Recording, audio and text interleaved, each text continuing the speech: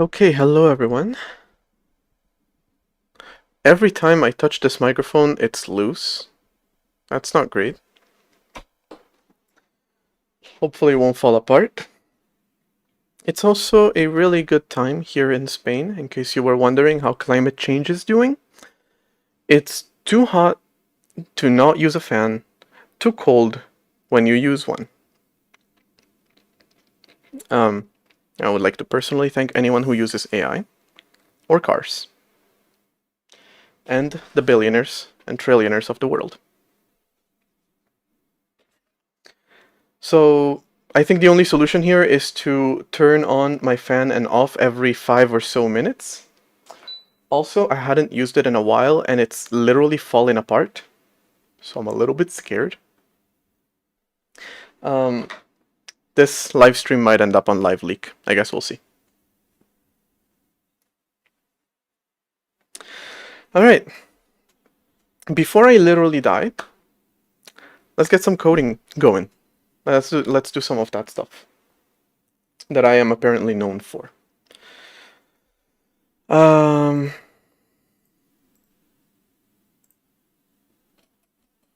me do some cleaning up here.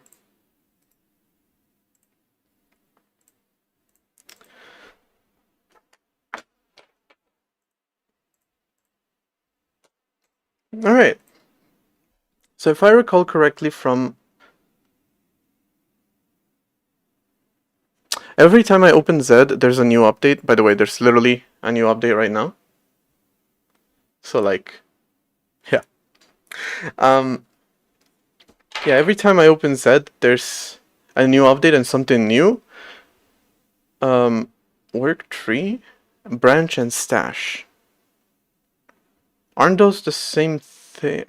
I don't know. Not entirely sure.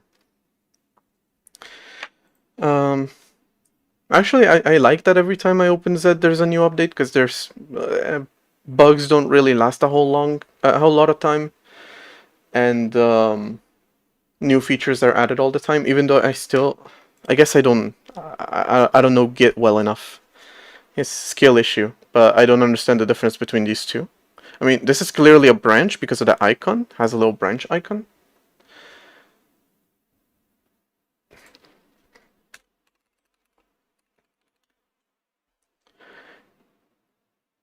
What is a working tree? I'm genuinely think it's just a skill issue. I don't know what a working tree is. Where you perform edits and modifications to your files. The fuck does that mean?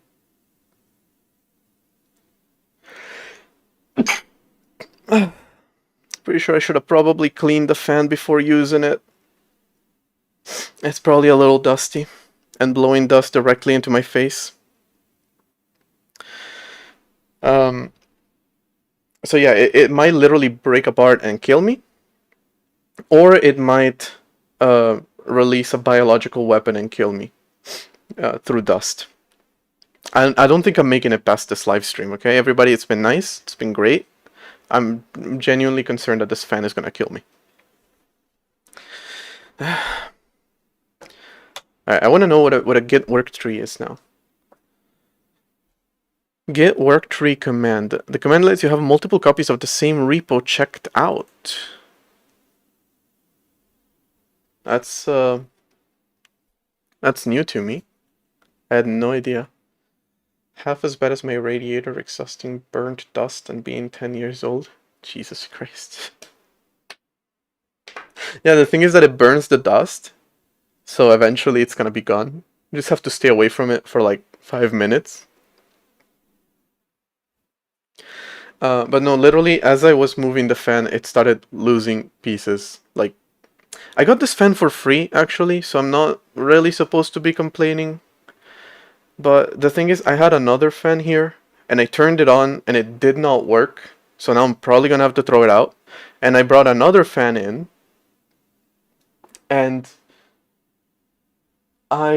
it's like pointing kind of downwards, so I tried lifting it, and a piece fell out. Like, the plastic is just breaking. So that's not great. Yeah, I got it for free because like I bought it off a store that it is not my biggest fan, luckily. I bought it off a store and they contacted me and they were like, "Hey, listen, I hope you don't mind. I bought it online. I hope you don't mind, but it's the last fan we have. It's the one we have on display. So we are gonna need to send it to you in it not its original box. But in exchange, we're willing to give you a 25% discount." I was like, "I don't give a shit. Yeah, sure, go for it." And then they accidentally gave me a 100% discount. So actually, I saw the discount. Like PayPal told me that I got a 100% discount, and I was like, or like I got a full 100% refund, and I was like, oh, that fan is never coming. And then a couple hours later, they rang my doorbell and delivered a fan, so I got it for free. That was very nice of them. Now I'm starting to see why it was free. Although that was like 3 years ago, so shit, not bad. Um, if you want to be on camera, you have to be like a little bit more over there. All right, git worktrees. You can have multiple copies of the repo checked out.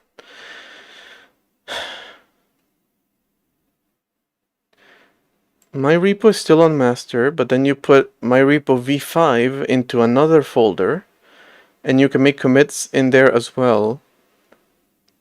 Isn't that just like cloning a repo twice? My misunderstanding? Let's see. So one feature that 0.1% users use, but Git has it. I mean, my man Zed has it right here. Hey, so let's do a little test. I want to see how this thing works. The Gitist.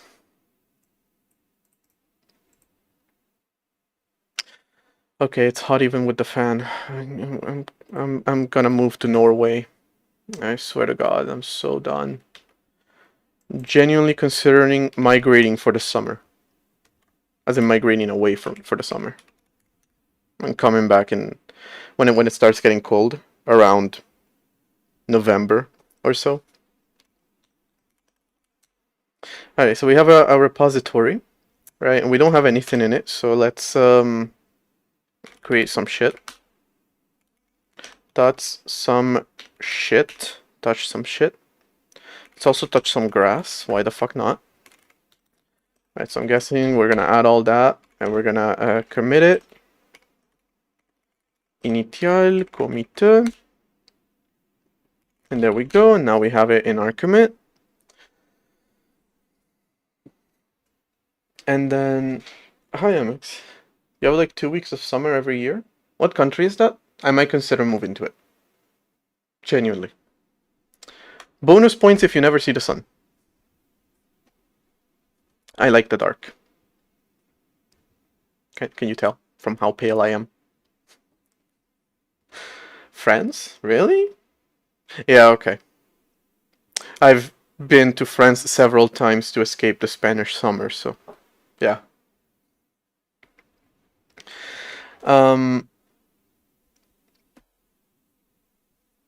Just move to a cave. At this rate? Yeah. What the fuck? Sure. Alright, so what is the command? Well, should I do another command? Alright, let's touch some more stuff. What else can we touch? We already touched grass. We already touched some shit.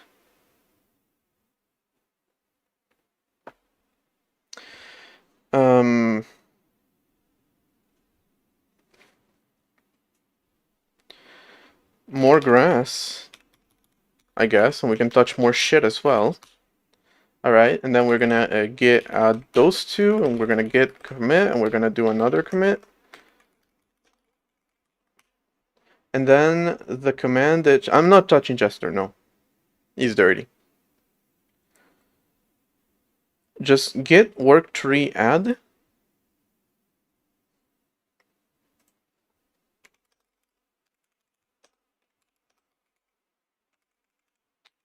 get us to. Preparing work tree, new branch, get test 2.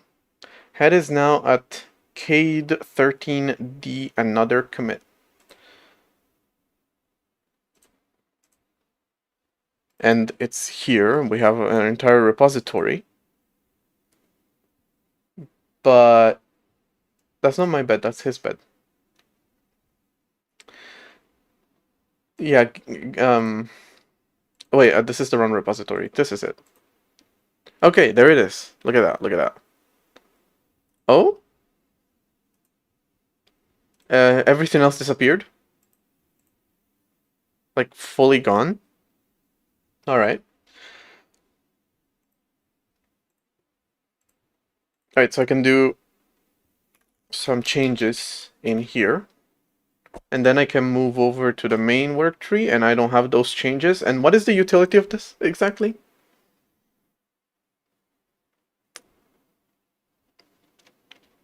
To call this a niche feature, I think would be an understatement. Calling useless might be too much, but... Thoughts on usefulness. Alright, let's go. Is this something that should replace branches? I'm gonna go with absolutely fucking not.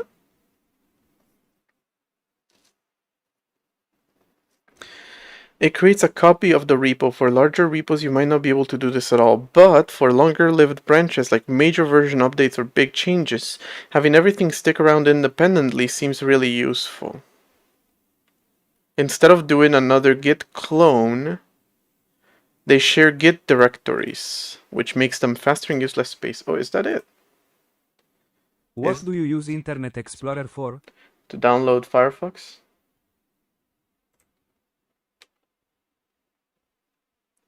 No, not git. LSA. There's our git folder, and we can now go into git test2, run the same command, and it has a git. Wait. Blue is symlink, right? If I'm not mistaken. Show hidden files. .git is actually a file. Whereas here .git is a folder. A file? I was expecting it to be a symlink, not a file. But that's interesting. Alright, it's just a file with that in it.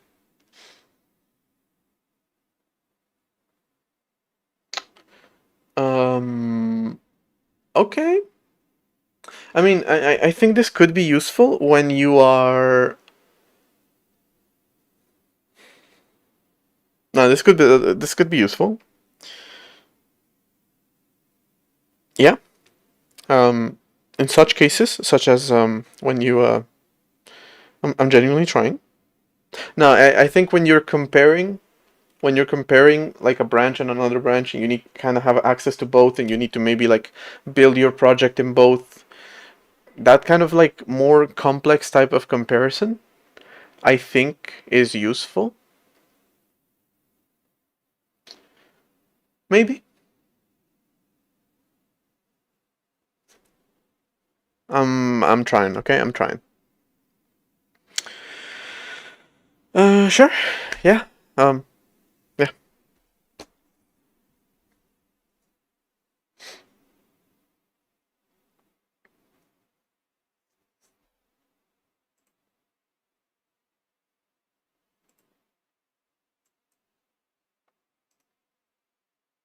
All right.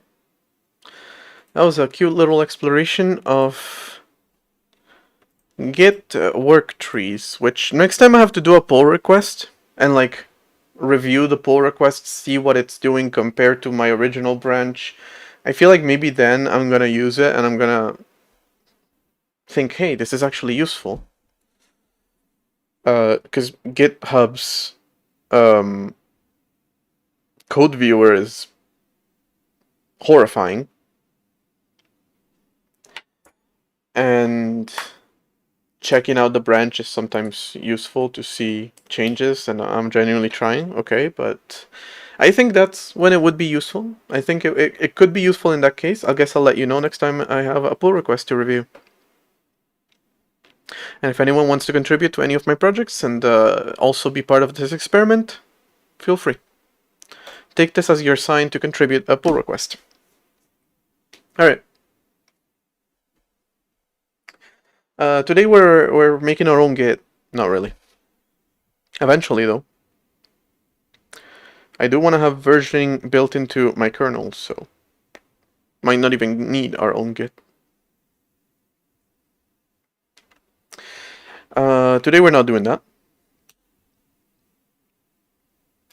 Today we're instead going to do an Lisp, an LSP, which is not going to be called an LSP. We're going to call it an LFSP, I think I called it. Yes. Language File System Protocol. Essentially, I need the functionality of an LSP. I don't want to use JSON.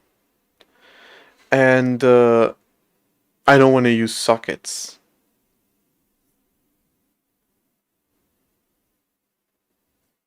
I feel like there's this little bit of a trend, mostly in maybe the late 90s, early 2000s, but this is, I don't know exactly when LSPs were created, but it kind of follows. Your channel with 32 viewers. Hello, Rufio. Hello. Welcome. We're just getting started over here.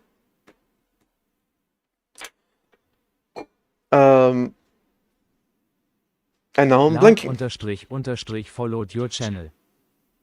Alright, how's it going? How was your stream?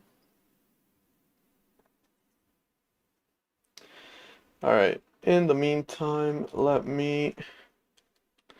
Alright, so I kind of want to look into how language server protocols work, but I feel like I don't want to just implement one. Hello, followed your channel.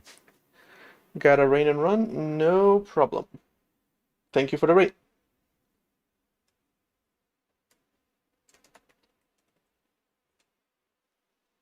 If I were cheese, what kind of cheese would I be? Maybe mozzarella. I feel like that's... I'm Italian. And I like it. Oh, that would be cannibalism. But yeah, that's my answer. I don't care.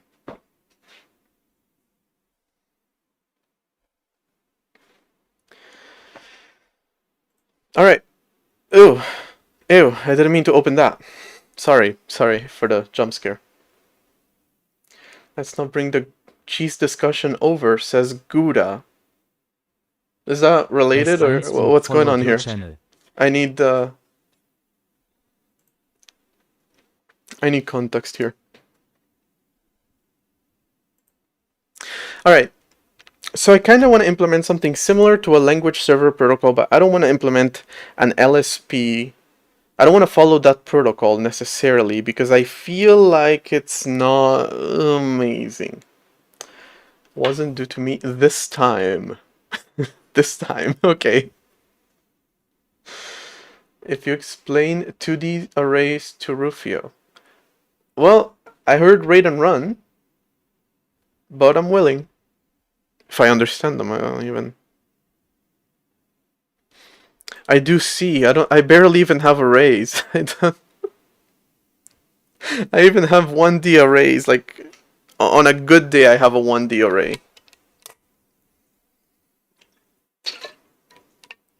Alright.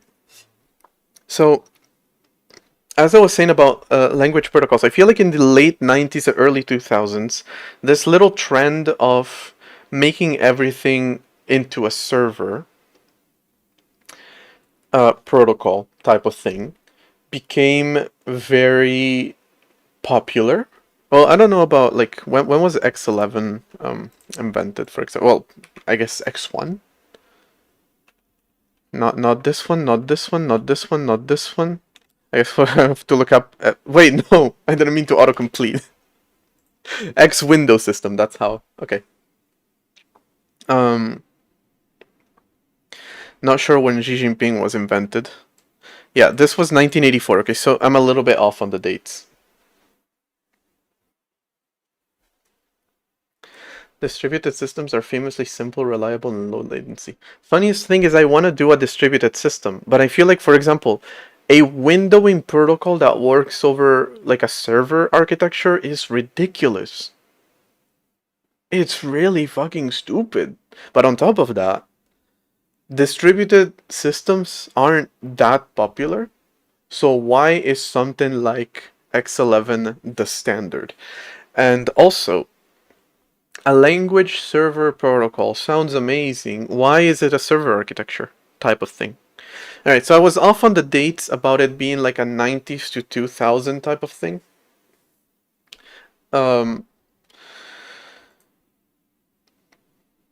It's timeless. It's a timeless thing to make everything server based for no particular reason.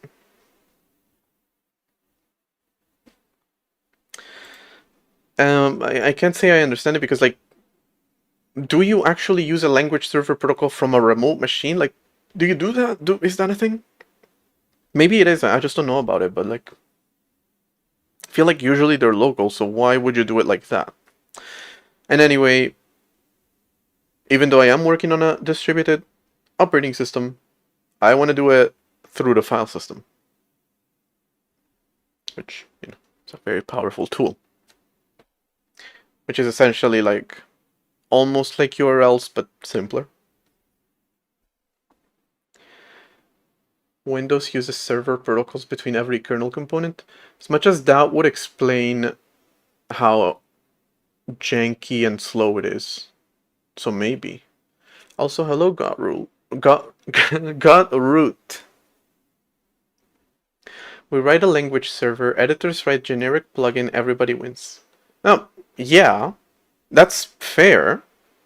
It's just why do it like a server? Why do it over socket? Although last time I mentioned this, somebody said that it can also be done through the file system, I believe.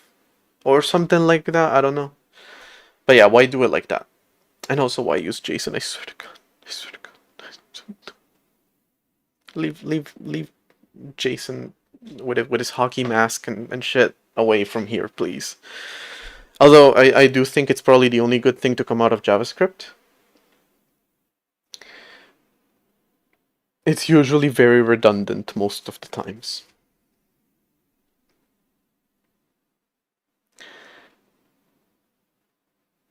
JS server, yes. It's a great idea. No, actually, VS Code is JS. Clearly. If you've ever used it for more than 5 minutes and you know how janky and slow it is, you know it's done with JavaScript. And also by Microsoft. It's a match made in hell. JS code. Yeah, nice one. Alright. So again, I want to steal the idea, but not the implementation. Which is really the most praise I'm ever going to give Microsoft. They've had some good ideas, shit implementation. Most of the times they just have shit ideas, shit implementations. But in this case, yeah, okay, decent idea, shit implementation. Okay. So again, why is it over a server? I have zero idea.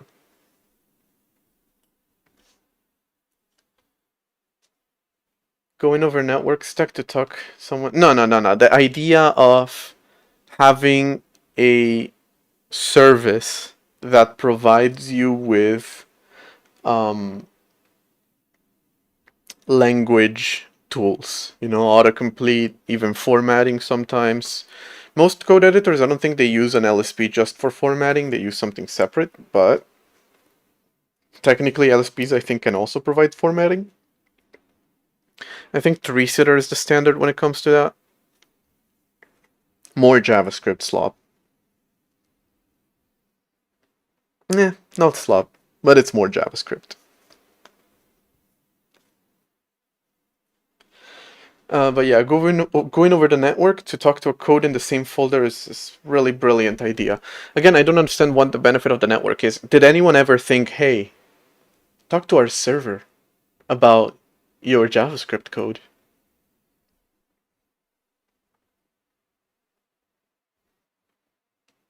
Is it just function calls?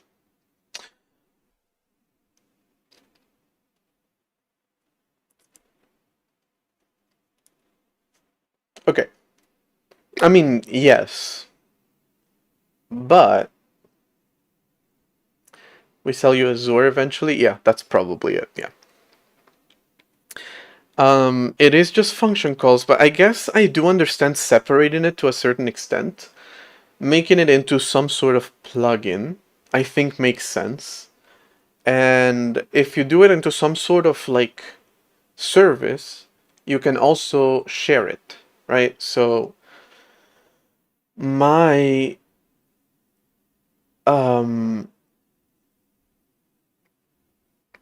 I don't actually understand. I don't actually know how they integrate into the code editor necessarily. Hold on.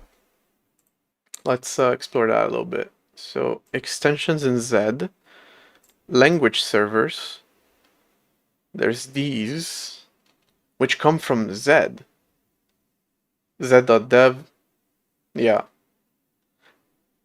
So they're not even like the same LSP that I have in Z is the same LSP that I have in VS Code, right? If somebody knows about this, please let me know.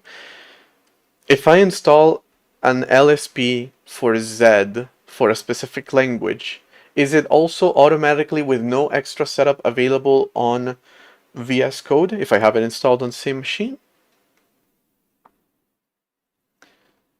Some of the set extensions are just the VS Code LSP. Issue as Docker. Everyone bundles their own. That's what I'm thinking. Everyone bundles their own. And again, the idea is that you should be able to share them, but are you actually sharing them? Maybe not.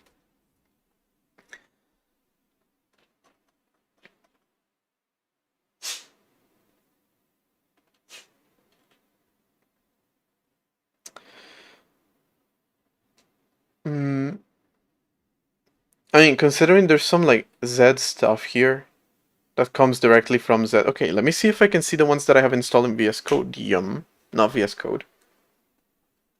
I'm not sure where to look for that.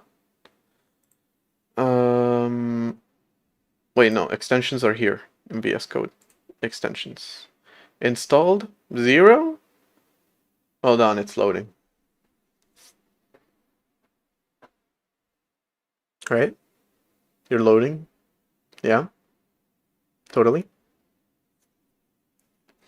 What are we waiting for?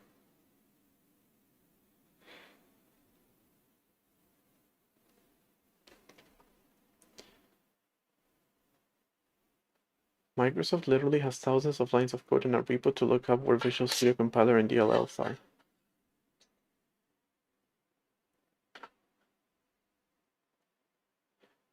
Okay, so genuinely, what is the point? Nobody's gonna run an LSP remotely connecting to an actual server. And nobody's gonna share LSPs between different code editors. So why do that? Why not make it an integrated tool? I have 0 extensions installed according to VS Codium, which is not even right because I used to actually use this, and I used to have extensions installed, so I wonder what happened there first. But second, it means that none are shared between Z and VS Code. The Z extensions using the same language server as the VS Code extension. Yeah, but is it packaged separately? Or can I install it in one editor and use it in another, is the question. Because that would explain, you know, the server architecture to a certain extent. Because I guess the modern world just understands web. But I don't know. No, by default. I mean, this already answers the question. Apparently, I have 0 extensions installed. And again, I'm wondering what happened to the extensions that I used to use when I was actually using this code editor. So what happened there? But also, I think it kind of answers the question because I have some installed here that are not installed here. Didn't I wipe my system? Was it after I installed Z? I would but why would I have installed VS Code again? No, I think that was after. But maybe I just never installed extensions after that? That's probably the answer, yeah, let's just go with that. We need language server protocol to have a service mesh of LSPs on your machine. Alright, we've gone too deep. Okay, so we have a standard that is meant to standardize how we get features such as autocomplete and other helpful language tools. And it works over socket, so over network, but it runs on your local machine. And it's also meant to be kind of like a service, but each code editor has its own. So it has all the disadvantages of something that is distributed and none of the advantages. Microsoft, you've outdone yourself. You've truly... No, you have not outdone yourself. This is not even top 10 fuck-ups. But hey.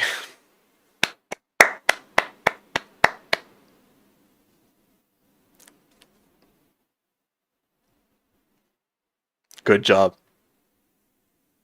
Big thumbs up to Microsoft as always. Okay. I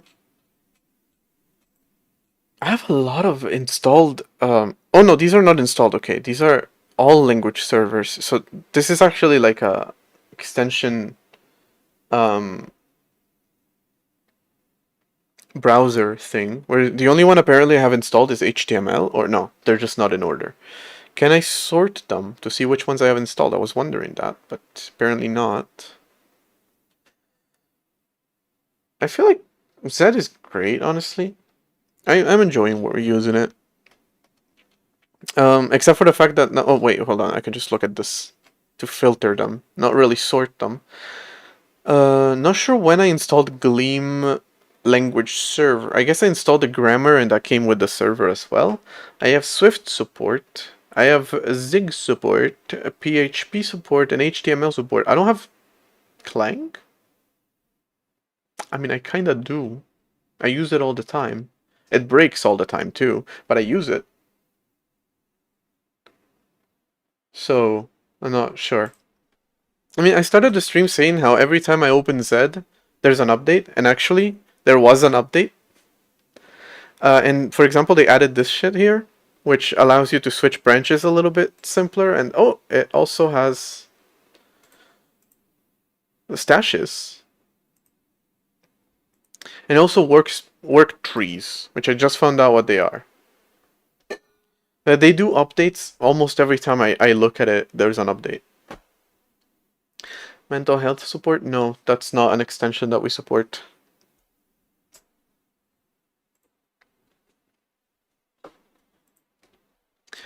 Alright, so yeah, very much so. It seems like even if I wanted to implement a language server protocol in order to have compatibility, it would be completely useless. So, no. Same thing goes for tree sitter. Because like... Beta. I don't know. Tree sitter is another thing that technically is supposed to be kind of standardized. And to be fair, I did a tree sitter extension and I just made it once. And then I had to do a Z extension on top of it. Just to like bundle it and make Z recognize it. That's kind of standard.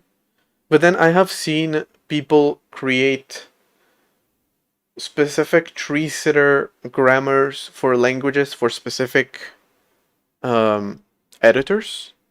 Like NeoVim, for example. So I'm a little bit confused by that. Like, how portable is tree sitter also? But yeah, I'm just confused. No, about tree sitter, I think it is more standardized from actually having done a tree sitter thingy. I don't know how easy it would be to integrate the same thing that I did for Z into VS Code and into NeoVim and into other editors. Or why people do that stuff. But at least it's not a server. That's correct. All right. So the LSP is an open JSON RPC remote procedure call. JSON and remote procedure call should not go hand in hand. Based protocol between source code editors or integrated development environments and servers to provide language intelligence tools. Code completion, syntax highlighting, markings of warnings and errors, refactoring. Yep, that makes sense. And I plan to have it do all of that, but you know, without that.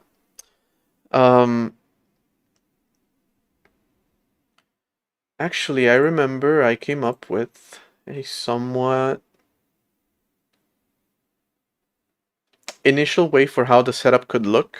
I have to implement a few features into my file system to support this, but it would be nice. The language protocol, where essentially I would mount it to this path. Then after that, the language that you're going to talk to would have several subfolders, such as src, which is actually just a binding or an alias or a link between your code project and this folder. You can then read, if you want to do syntax highlighting, you can read syntax information by doing /syntax/ the name of the file that you're going to, and it auto-generates that on read. And it should be even able to use timestamps to only make changes to like to do it progressively instead of syntax highlighting the entire file every single time.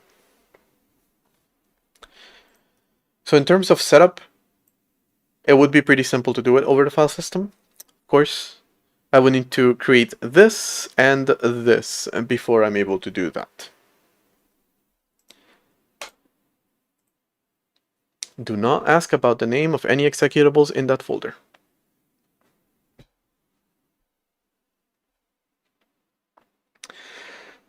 Okay, so this is kind of what I'm planning to do, but I kind of got ahead of myself talking about implementing a language protocol when really what I need to implement is this and then this. I guess.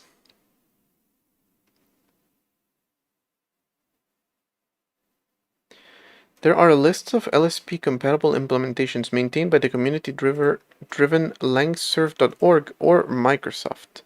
Well, I'm trusting the community more than Microsoft, of course. Since I still want to kind of look into it a little bit. Alright. Incremental just for optimization. Not gonna lie, I keep writing code thinking that it's gonna be really slow. But it never is, so.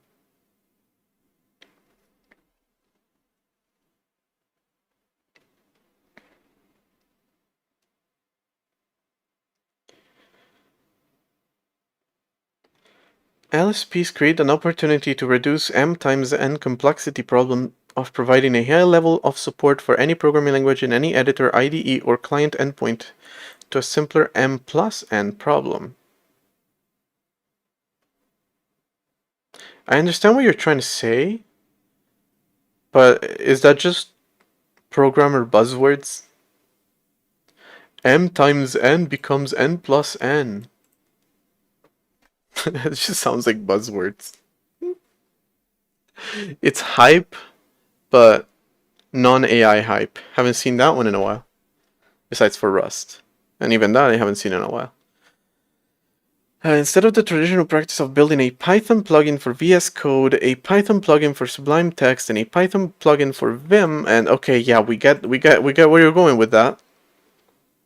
For every language, an LSP allows language communities to concentrate their efforts on a single high-performing language server that can provide code completion, hover tooltips, jump to definition, find references, and more. Right. But then they're still bundled separately. They still need to be supported per code editor. So that's weird. But sure. Theoretically, it sounds amazing. And they actually have a list. All right, so we can look at a code editor. I mean, at an LSP implementation. Clang tools extra trunk clanged. Yeah, that's the thing. I wanna optimize my code. I write code thinking this is gonna be slow as hell, and then it isn't. And I'm just like, okay. And if it is slow, it's because I added a bunch of logs. And if I remove the logs, it's not slow anymore. Sure. What the hell? Sure. Alright. Holy fucking hell, that's a lot of code.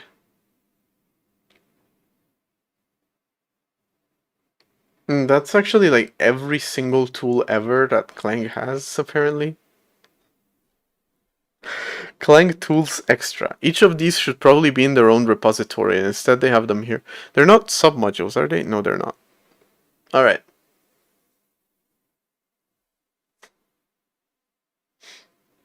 Yeah, it's also about complexity. Also, the parser that I have isn't exactly the most optimized.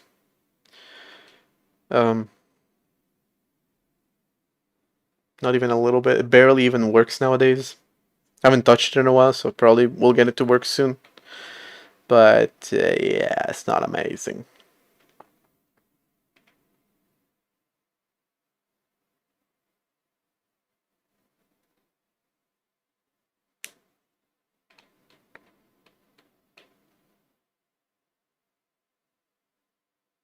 Alright, so let's not look at this code, because I feel like I'm gonna go crazy if I even try. How about we just build some bullshit and see how that goes. 8 milliseconds, yeah. That's a long time. Then again, you can easily waste them. You can write really fast code or really slow code about as easily.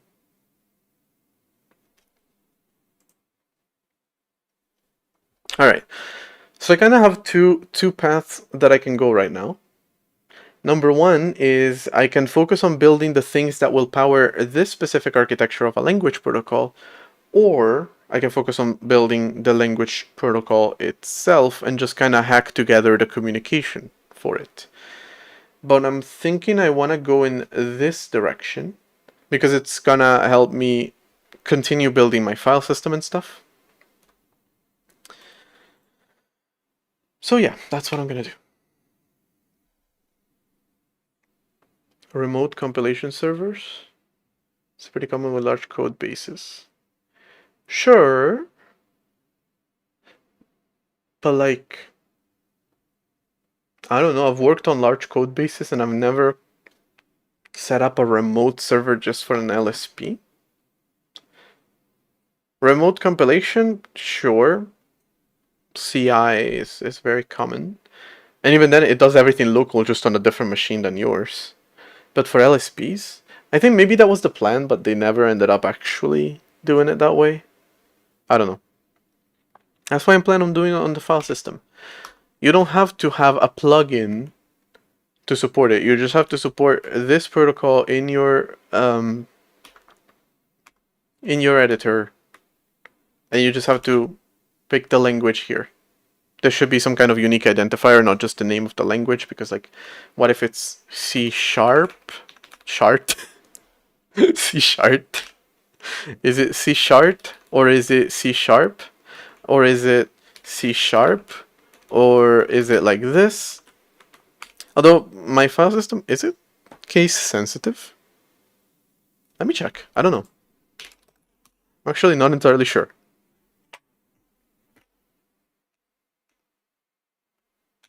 Let's see. Oh, wait. We'll never know because the system is not case sensitive. So, oops. I think my file system implementations, physical ones, are not case sensitive. Well, FAT32 is not. virt 9p might be, because I'm just, that's also just a protocol that talks to the Linux file system. So I depend on Linux, and Linux is case sensitive. For example, on Mac is not case sensitive, so it shouldn't have that problem. But I guess we'll never know, because I don't have capital letters anywhere outside of my code editor. I need to implement them. So, yeah. Is it case sensitive? Is it not? I don't fucking know. Actually, wait. Let's see.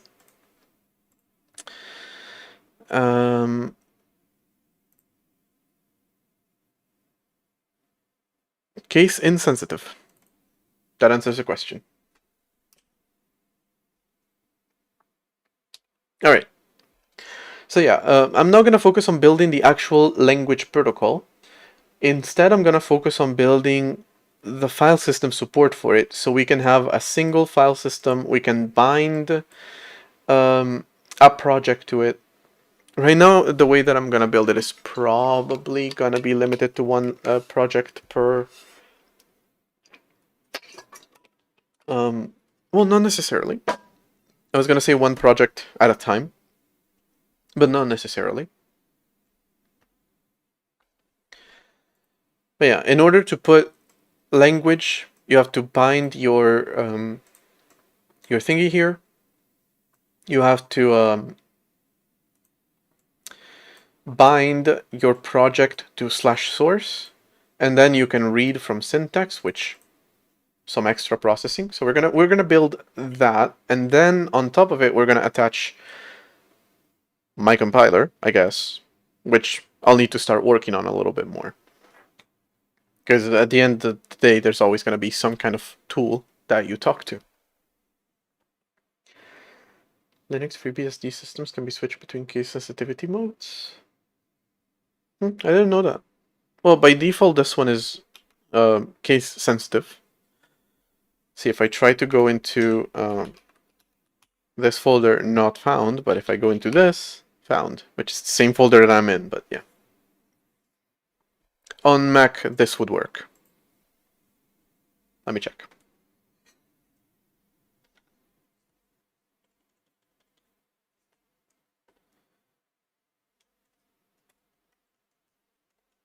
Yep, it works. Although the name of the directory is actually like this one here is still shown in capital letters.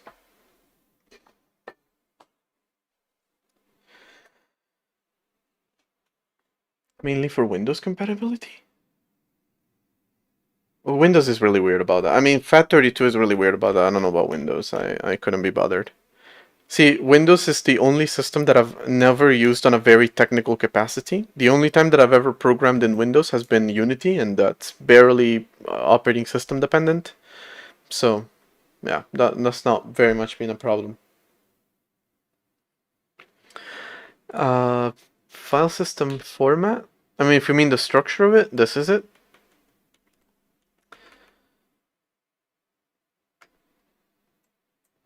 And most of it is virtual except for this, shared and home, which are actually aliases.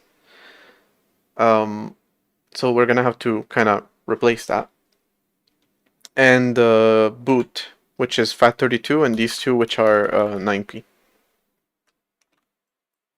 So that just FAT32 is the only real file system, and 9p is again just a shared file system, so it's just distributed. All right. So binding is going to be the first thing. This is going to help me do a lot of things. So it's going to help me do the file system thing, where all you need to do in order to set up an LSP for your code editor for your project is... No, FAT32 is not the only real file system. No. Out of the FATs, I choose exFAT. It's the only real file system that I support. Don't put words in my mouth. Or don't misinterpret my words, because I actually did say that. Alright, so binding is going to help me make the LSP aware of the code editor. it's also going to help me when I create file system isolation for processes. They will work off this structure as well, right? Where something like /tmp actually points you to the real tmp folder and your process ID. That's going to be done through binding. And then, yeah, this timestamp thing, we're going to have to build that, but it's not essential to build the LSP. So I think today we're going to work on binding, and maybe then we can work on the LSP, and then the deltas when they're needed. Microsoft used to require royalties for... Oh, yeah, exFAT was not an open protocol until...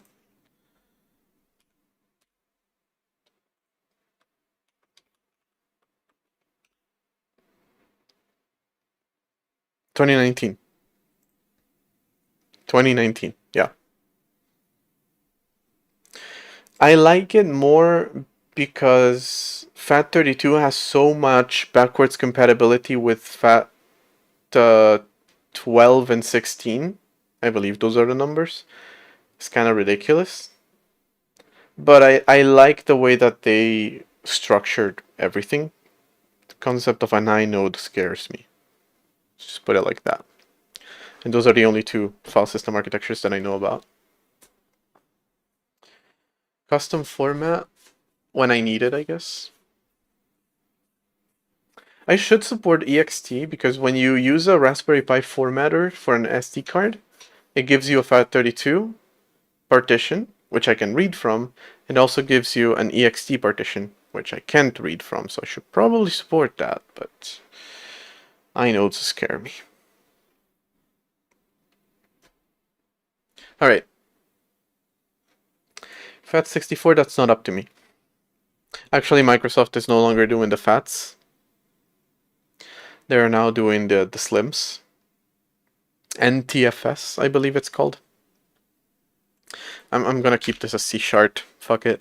So it's not like we're gonna work on that today. Alright. So my file system bindings are just gonna be aliases. It's gonna be that simple. Now, I have a problem with that to a certain extent. There is a little bit of fragmentation in the way that my file system works. In the recent weeks, I've been creating a lot of tools that help me work on the file system, virtual file system of the operating system, so we're not talking about formats anymore. Particularly helpful. Okay, so I even created a couple helpers, such as the virtual file system helper and the stack file system helper, which can be used by the stack structure is used by the clipboard. The virtual file system powers the stack file system, but it just powers virtual files, right? Not backed by any physical files necessarily. Files that are actually just representing data, drivers and whatnot can be powered by this. Commands, where writing to a file triggers a function. Not sure how much I want to rely on those two. The concept sounds not very secure, so maybe not the best idea. Though right now I only have them in /theme/reload to reload your theme, and I'm pretty sure it's also broken right now. So yeah, that didn't work. But if I go here and I do shutdown reboot, we have a new theme. Now it's Rust OS.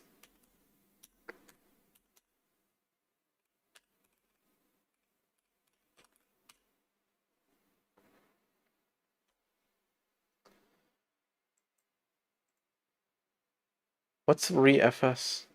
Microsoft's latest? Windows can't boot from it? Another common Microsoft W right there.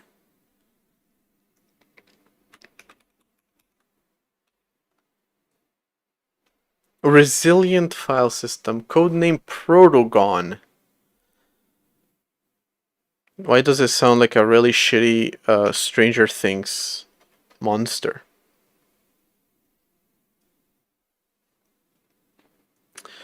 Introduced with Windows Server 2012 with the intent of becoming the next generation of file system after NTFS.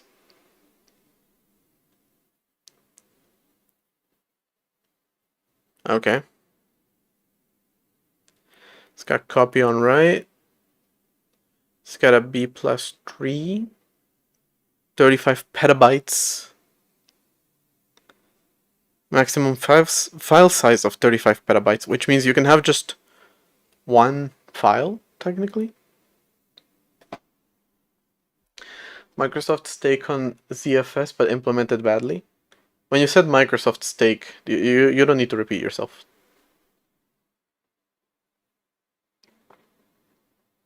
Automatic integrity checking and data scrubbing, elimination of the need of running protection against data degradation. This is like what this sounds like something a beatboxer would say.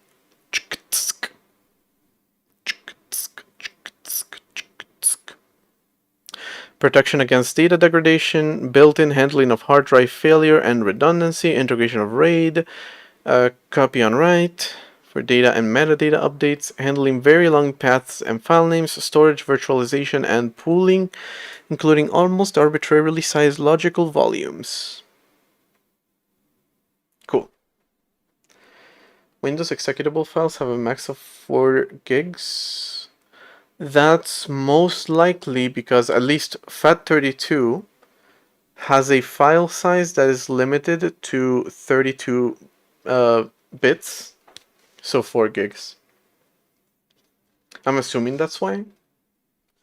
I'm not sure about exFAT. Let me look at the spec real quick. And by spec, I mean my header file for it.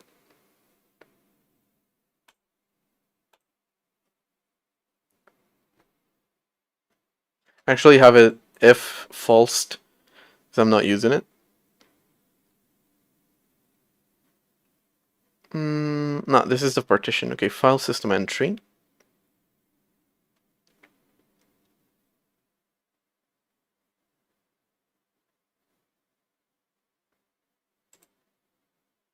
Create with offset. Oh, create UTC offset. Okay. That didn't make a lot of sense until I read it properly. Where's the file size? Entry type, entry count, checksum, read-only, hidden system. Here followed your channel. This stuff, reserved, timestamp, timestamp, timestamp, timestamp, timestamp, timestamp, timestamp, timestamp, reserved. Oh, wait, here? Valid file size, 64 bits. So yeah, exFAT doesn't have that limitation, but FAT32 does in backwards compatibility. So that's probably why they're limited.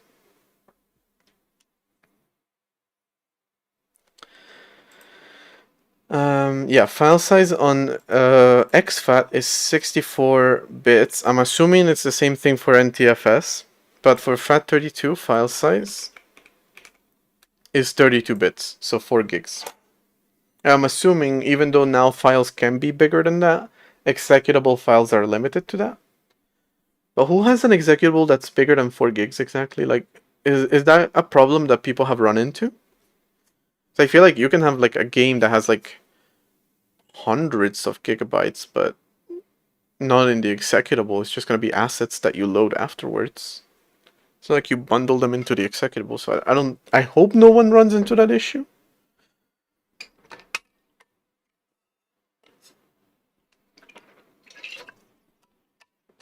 Actually, like, how big is an executable for a game? Since there's an ad running, let me check that. Local share Steam Steam apps common. Let's see, what do I have installed? That's a big game. Elden Ring might be. Elden Ring is also incredibly optimized, by the way. You never wait more than 10 seconds for it to load. Yeah, I'm trying to see if I have any games here that are particularly big. I just installed Kingdom Come Deliverance 2, so maybe that. I'm assuming bin. Here, kingdomcome.exe. 1.5 megabytes. I don't know if that's the only executable, but yeah, I'm gonna go with that's not a whole lot. These are shared.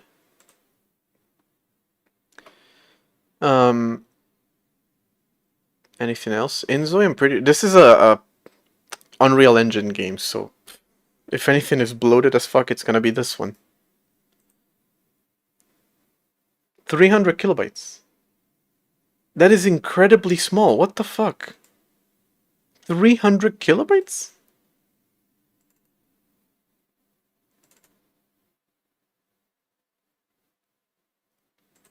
Yeah, DLLs probably add a lot more. Cyberpunk. Oh, do I still have Cyberpunk installed? That's a perfect one, because Cyberpunk is probably bloated as fuck. Cyberpunk.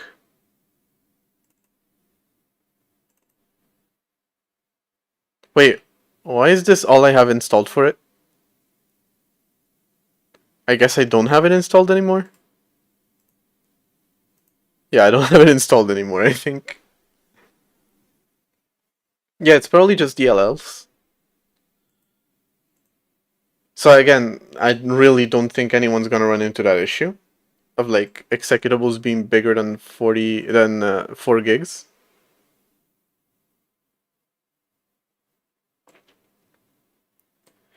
Click Team Fusion still bundles everything into one executable. Yeah, I don't think that's a useful thing to do.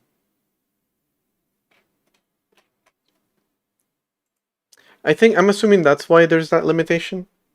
But again, does anyone actually run into it? Anyone ever? I'm thinking no, probably not. Okay, let me actually start implementing something here.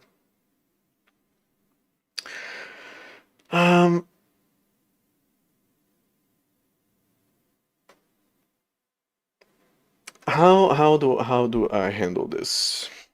I feel like the implementation is going to be somewhat simple. I just have to consider how to actually implement it. Hello, goldfish. Let's see. Let's say that I already closed the file that I was looking at. Can I open recent maybe? No. That's recent projects, not recent files. Alright, so let's just make it up. Projects, code, that would be home.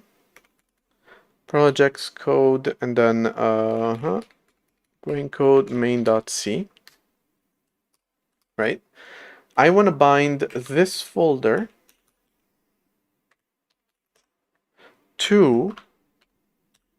I could bind it to a specific directory, but what I'm trying to do is I'm trying to bind it to language que src. Or I can even give it an ID, right? Doesn't matter.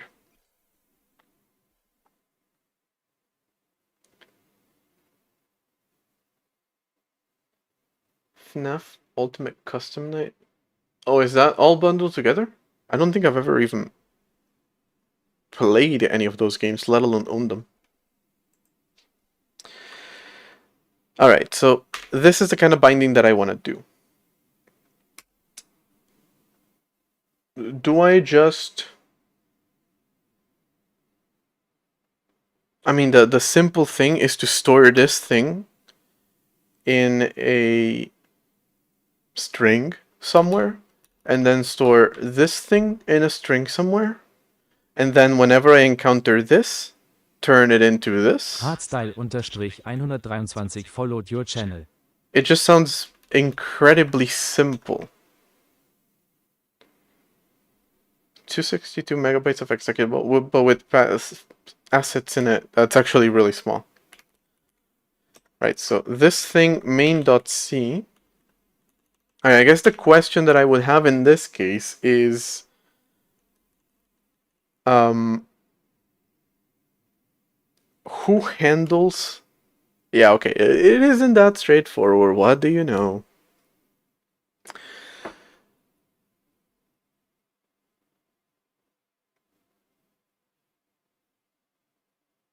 Yeah, no. I don't want to just store this and translate it into this. That feels kind of dumb. But I don't like them at all. I tried. No. I mean, even though I'm thinking about it, like, is it really that wrong to just have a global place where I do these bindings? Or is that just that's just... I don't know. It sounds really stupid to just store this damn thing, store this thing, and wherever I find this one, replace it with this one.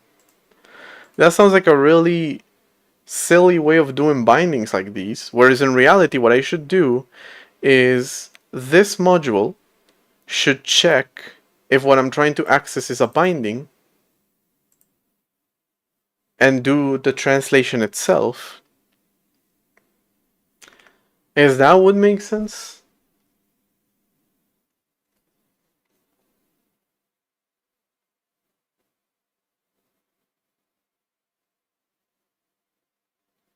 But I'm still not seeing the exact reason why this is a bad idea, to be completely honest. Maybe I'm just not thinking about it. I'm not thinking about it, actually. That's exactly what's happening. Okay.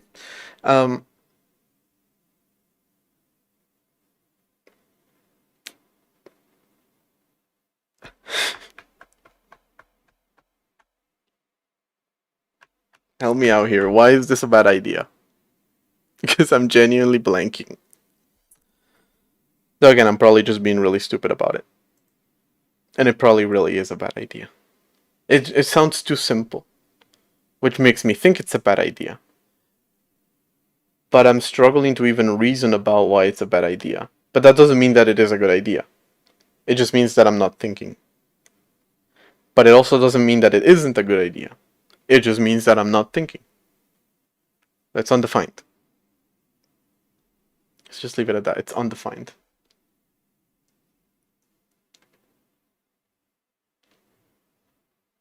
Path, pure direct. Well, we're not talking about path. We're just talking about bindings in general. But also, can't you just do that? Like in general, just... I don't think that's a... I don't know. I'm really... My brain's not working today.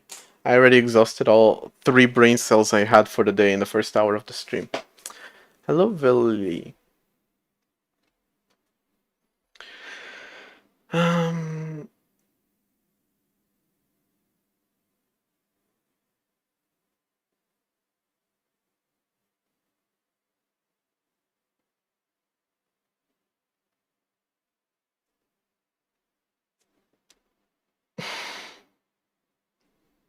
Again, why can't I just translate this to this?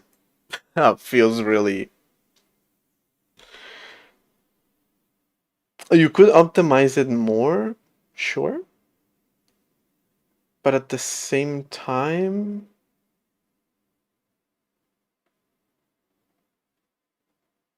Not...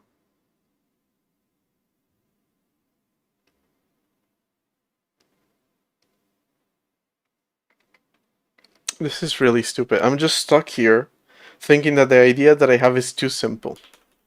And it cannot possibly work. But I should actually try it, right? It seems like a reasonable thing to do? Question mark? I don't know. Completely new here, know nothing about current. What's your OS code? It's called Redacted. Trying to be mysterious about its name, but really I just couldn't come up with any name. It's also privacy focused, that's the reason. Totally. That's the reason. It totally is. I'm not lying about that.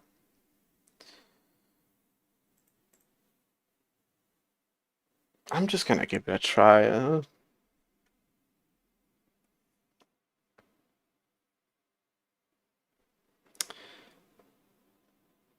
let's just put it this way. Yeah, whatever. Let's just test. Alright, for example, when you open a file... I mean, actually, when you open a file, I'm already kind of doing something like that. This is open file global, which takes a search path and gets module for the search path. Yeah. So I could just put here a translate search path. I can do it manually for the time being. I can kind of hack it together and see how, how that goes. Get a char pointer, translate file path, taking a const char path as input. And again, it's gonna be just a very hard-coded translation. If you try to open... Okay, I'm starting to see the problem. Yep. Okay, I'm starting to see the problem. Yeah, okay. Thank God. Thank God, I'm starting to see a problem with this.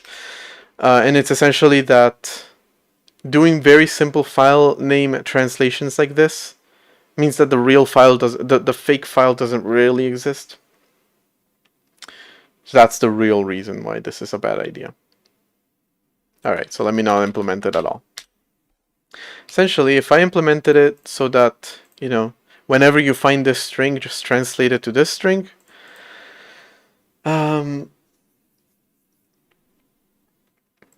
that file wouldn't really exist anywhere. So instead we can just create kind of aliases, file aliases.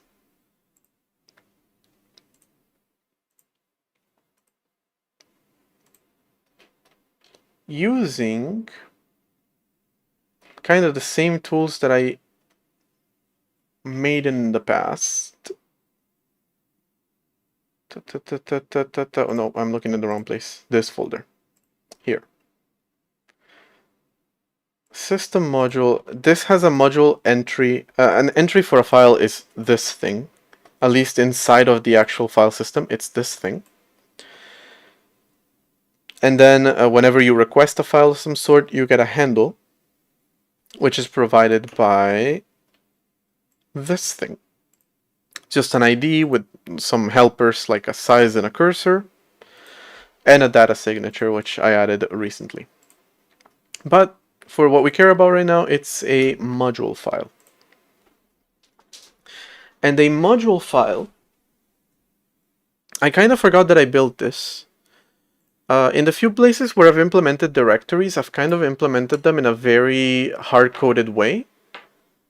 Like in a stack file system, for example. This is where it initializes the file system, which looks like... Oh no, I did do it, okay. There's just not a whole lot of support for its actual functionality.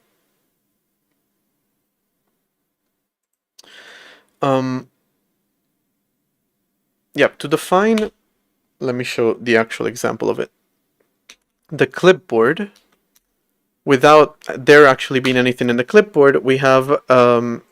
we can access a directory as a file. So we have an entry for that. And then we have an entry for latest, which is a directory. And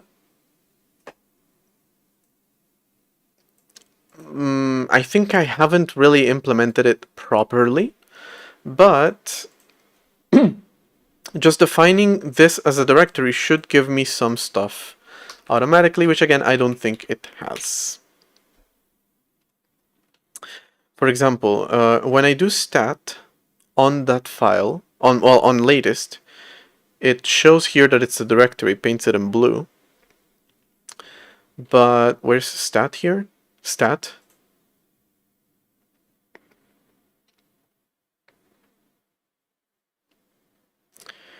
I'm literally doing this check kind of. Well, no.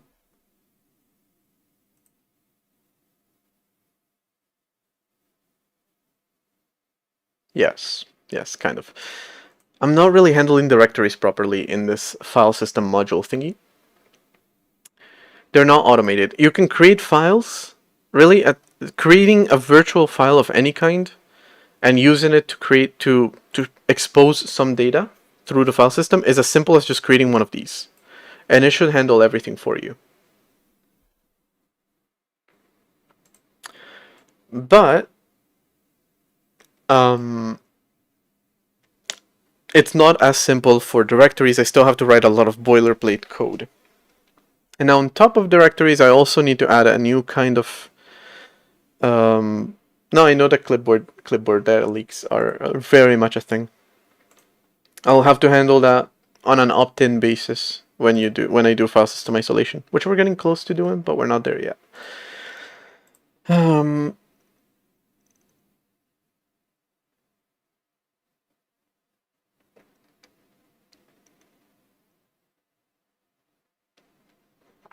I lost the file that I was looking at. It closed. All right, here we go. So there's three types of file right now. There's a file of entry into a file system. There's a physical one or a virtual one. Virtual is, it's just data that is in RAM mapped onto a file. Physical is supposed to mean it's supposed to mean has an actual backing on disk, though it doesn't really do anything when it comes to that. And command is, again, it executes some code when you write the file, which again sounds super unsafe, but it is a thing. On top of that, I want to add a backing alias to do bindings. Whenever you have this one, it points somewhere else.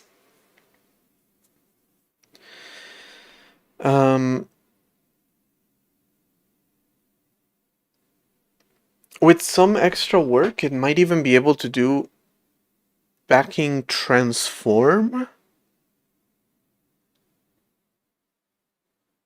Or maybe even the same thing. Which means that it is an alias of another directory, but it also transforms the entries inside that directory. So in the clipboard, which I actually need to fill it with something, so that does that for me. I just created 3 entries where 0, 1, and 2 are their IDs. 0 is the oldest and 2 is the latest. But latest just maps them backwards, where it's 0 is the newest and 2 is the oldest. Right, so that is an example of a transformation in the sense that it takes the data that is in here and translates it to something else.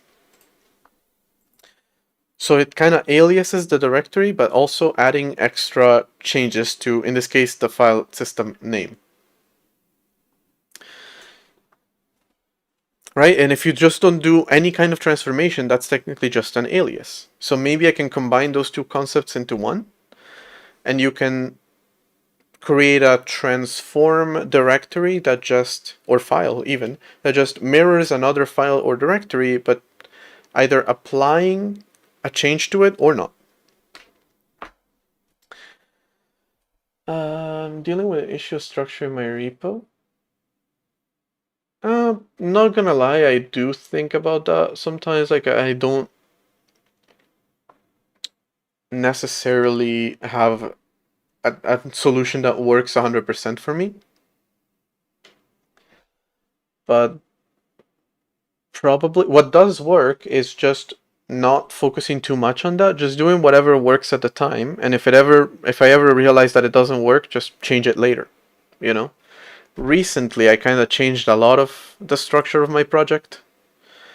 For example, this modules here used to be here, and it was called dev for device, but that didn't really make sense anymore, so I moved it inside of here where it makes more sense. I had bin for binary. I changed it into tools and I moved it in here. I had most of these were in their own utils folder. I kind of put them together with this. I put this in a demo project. Whereas the file system structure was, yeah, the project structure was a little bit all over the place before. Now it's a little bit clearer. Another change that I want to make is I want to change shared to lib. I kind of forgot to do it. Probably going to do it next time if I remember. Because this is a library, actually.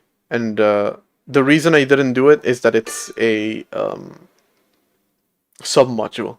And I am scared of Git breaking if I change the name of this thing. So I definitely don't want to do it while I'm streaming. Because then I'm going to just have to debug that. Okay, so we're going to have a new type of file backing, which is going to point to another file and then apply some transformation, not to the file's contents, but to the file, well, maybe to the file's contents also? I don't know. Not to the file's contents, but all to the file's information. Actually, to the file's contents would be useful, because back to the structure that I have closed, can I just open that file? Take your time. We're not on a clock here or anything, so yeah. I don't understand why Zed's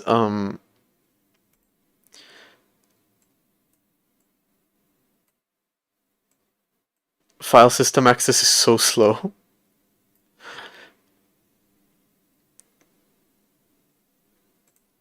Alright, so not sure also why I can't put this in here. For the love of God, Zed, I swear to, just let me do what I'm trying to do. Don't get all hung up on the details here.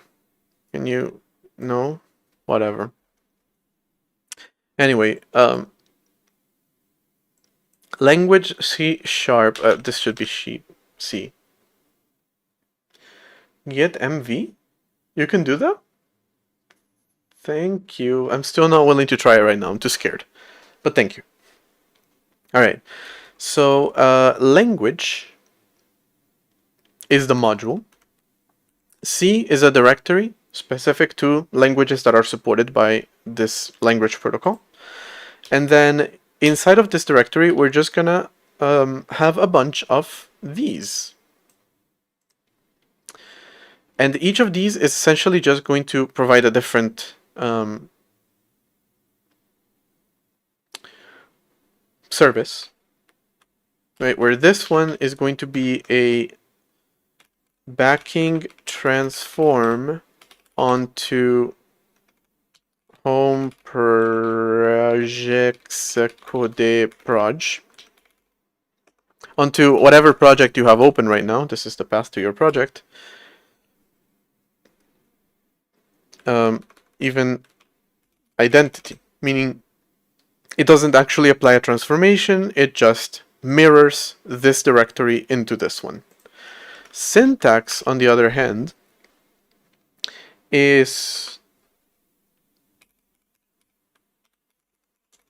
calls this function as a backing transform onto language ksrs. Which means essentially any file that you try to access inside of syntax translates to, let's say if it's syntax main, will translate to src main, which itself translates to this whole thing. And then on top of applying that file system transformation, it also applies this function, which actually does the syntax highlighting and whatnot.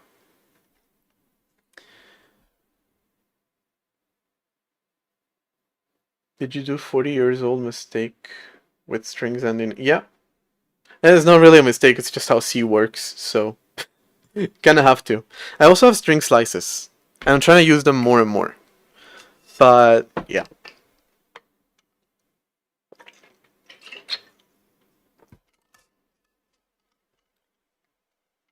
I will say it is a 40-year-old mistake. It's really dumb.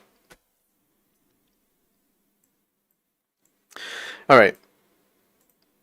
So that's how the transform thing is going to work. It points to another file, and it applies a transformation. Now, as to when, that's going to make it a little bit more complicated, because I'm going to need to support a lot of stuff in here if I want to do that. If I make everything from the ground up, it could be slices everywhere, yes, but I kind of wasn't doing that from the very beginning, so...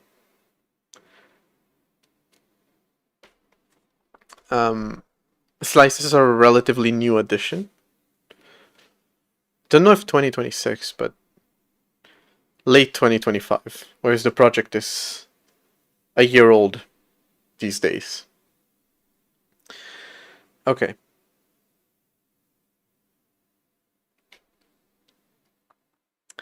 I'm scared that this structure for a file is starting to become a little bit too big. And I'm gonna need to do something about it. Because I already have private data, which what the fuck is that? I have no idea. Ignore cursor, buff, file size are actually deprecated. I'm not entirely sure if I can remove them or not. Read only also is deprecated, so hold on. Let's at least mark them as such. File buffer actually replaces all of those with this thing. And then how many references the file has. And command function, I'll probably want to replace you with something else.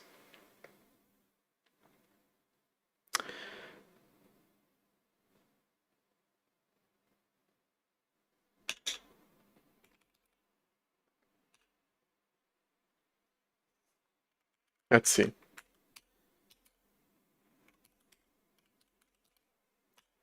Let's call it file actions. I'm going to create a bunch of functions for talking to the file, which can I just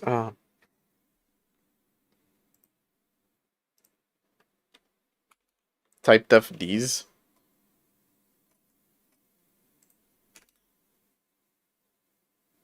Wait. Okay, yeah, that works. Copying and pasting with multi-cursor is a little bit scary sometimes. Alright, so type def that. And file fn. And then take, oh, I left the semicolons behind. Put them there, and then take that out, and then take that out. Alright. So I can reuse these functions. Let me finish doing it also for this one. Truncate. Sorry, I left you out of that. Let me also type def u. File truncate function.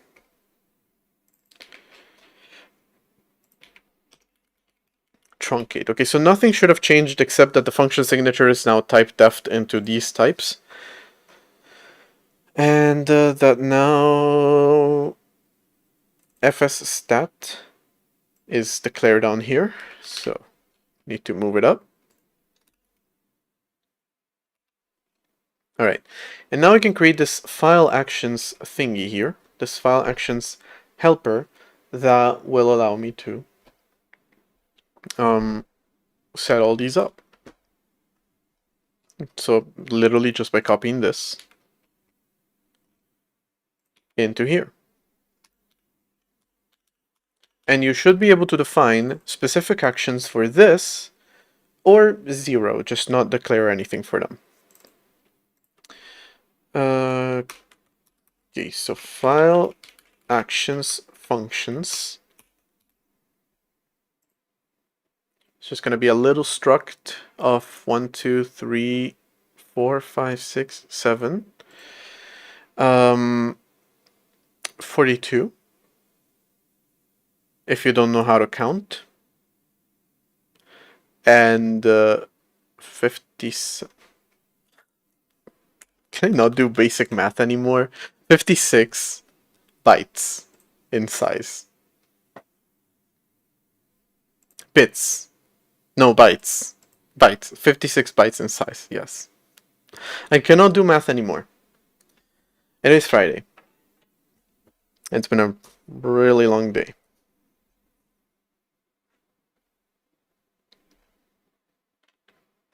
Alright, so technically for any file or any folder, you should be able to define these things right here, which allows you to override how the file opens, how the file reads, how the file writes, how the file closes, truncates, gets stat, or gets dir.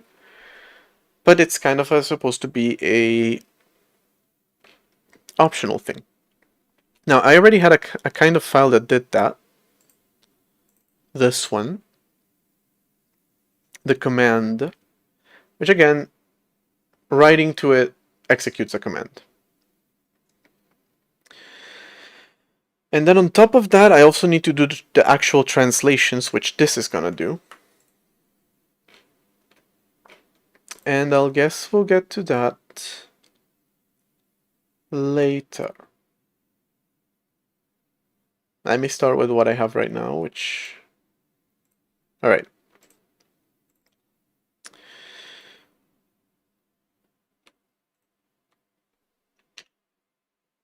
Let's call it make a complex entry. Hello, Jesse and Nikhil. Alright. You no longer define a command function, you now define a... Already blanking on the name I gave it. Here. You now define file actions. And then I'm also going to need to modify this later to have a alias. But I don't know what the aliases are going to look like yet. So that means I need to modify the signature of this function. And then when I actually get to it, modify it again. Did I call it actions? What did I call it? Functions, no, actions. I am implementing a file system. There's a whole lot of that. Yes. Alright. And then where I had make cmd entry, you now no longer do that. You now do a complex entry where this is going to be file actions. On write, you execute reload, which now has the wrong signature, doesn't it? Yes.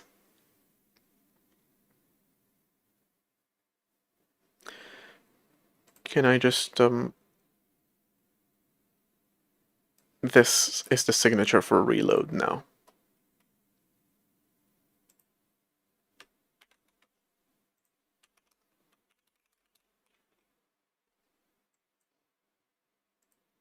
Doesn't use any of its arguments, so I can just do this.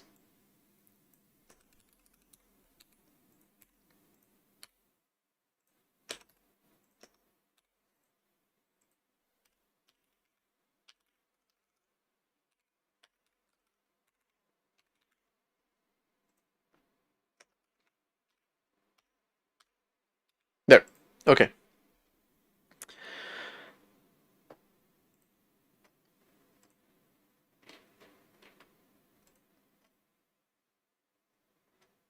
All right.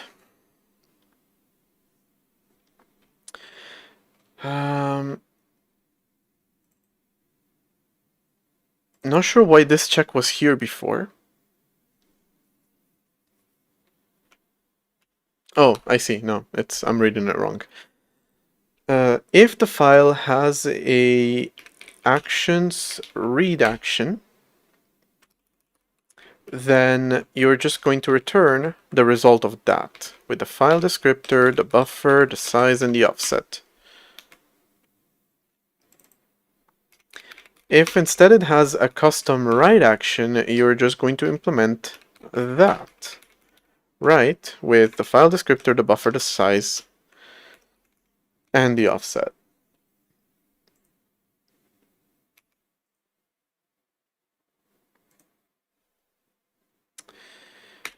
if you're statting, then if the file has actions for stat, then you're going to call that with path and out stat.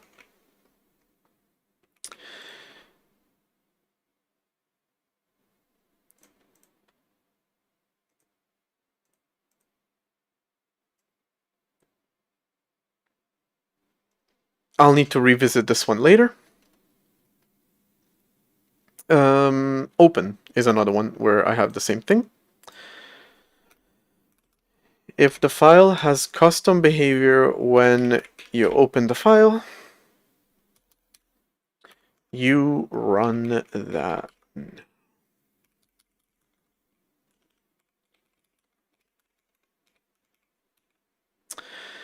And is there no file system, virtual file system close? There is not a virtual file system close. Cool. Maybe I should create that. Yeah, so I'm implementing a virtual file system. So just how the operating system handles its own files and folders. And right now it's kernel. I kind of need to move it a little bit to userland, but I don't have support for that yet. I would like to move it to userland to a certain extent. And it's for my own OS. But I have added a few, it's kind of supposed to, it's one of the few things that I have taken from Unix-like systems, is how much they rely on the, is it a, let me try, on the file system. But I'm kind of expanding on it more. And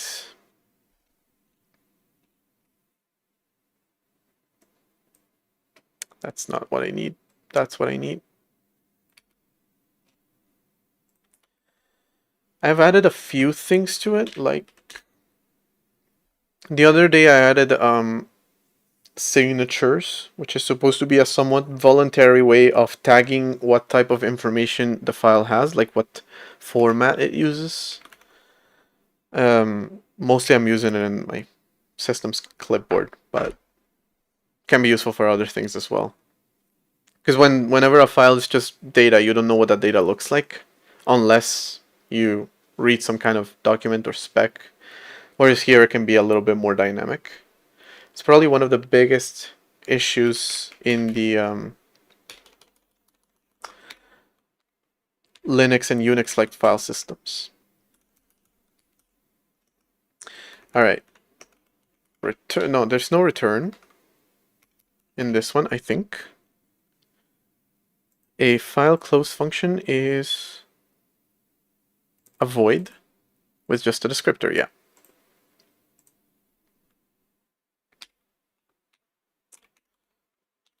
It's a virtual file system, so it doesn't really handle any of that stuff. It's not about like the formatting or anything like that, because it's not actually back to disk. Most of it is just virtual in RAM. All right, so if I did everything correctly, files should now have custom actions that you can set up for them. If this whole thing even compiles, which I think it should. Now, the problem is the only file that currently has any kind of custom behavior is the reload for the theme, /theme/reload, which wasn't even working recently. I'm not sure exactly when it broke. I implemented it recently, so it broke slightly more recently.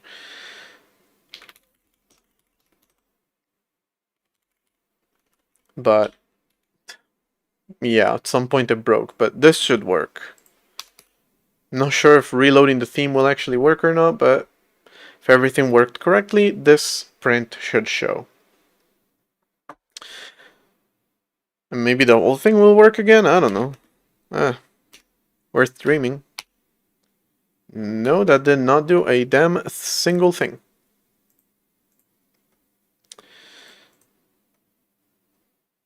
/theme.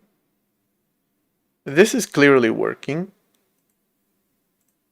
I believe this is probably working. This is not being called. So reload is not being called.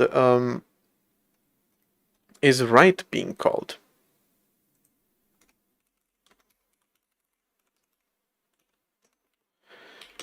To pd.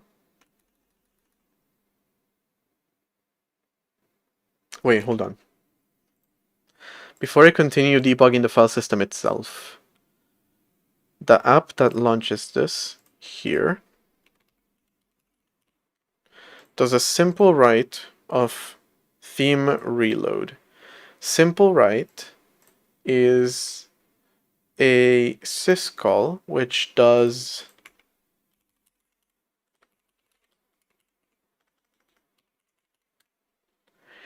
open a file, writes to the file, closes the file. Writing to the file will then take me to the file system, which should take me here. So yeah, this print should show.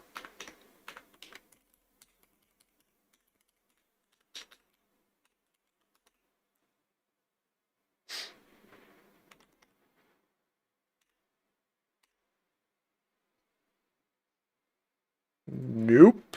Still nothing. Oh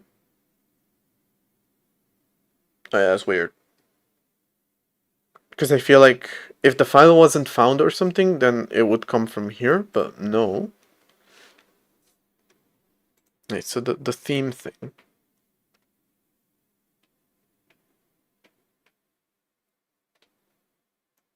You're creating this entry, right? I think, I hope. I can always check.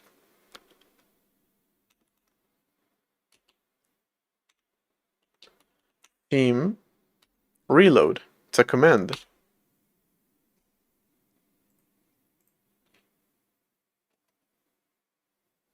I'm confused.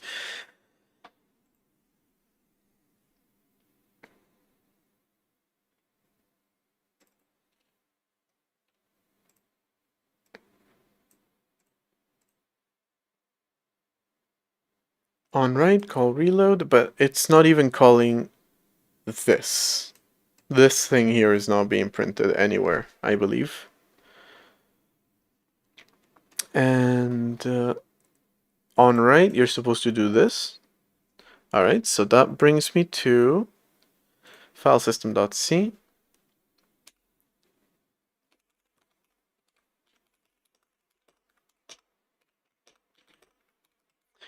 Where you can tell me the file ID and you can tell me the path. There should be a check here to make sure that this operation succeeded before running this one, but that's not even there. So this should not be a problem.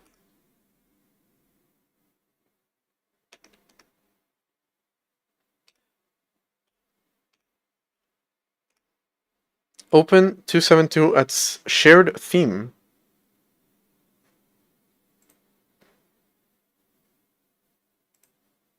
You're supposed to open 2 files, not just 1.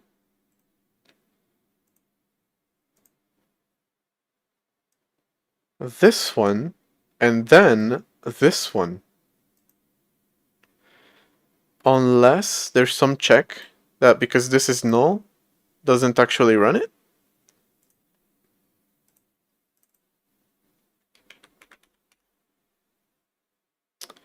Oh yeah, there probably is. Oh, no. I'm confused. Something's not wired correctly, but I'm a little confused as to where it is. Alright, so let's put prints everywhere. Print. Loading new theme. Then print refreshing theme. Smells like threading. We don't have that. It's too fancy for me. No, I don't even do that. Refreshing theme. Did you?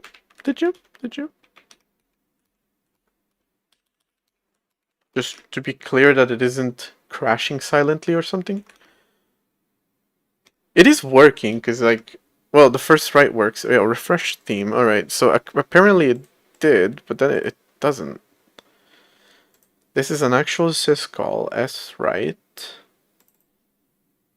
f, which then calls this thing.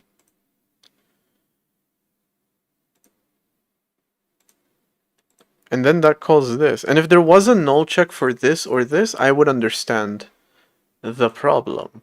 But there's no null check.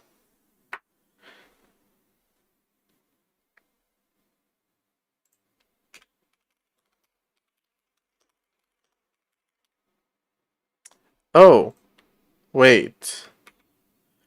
There is a null check. Implicitly here.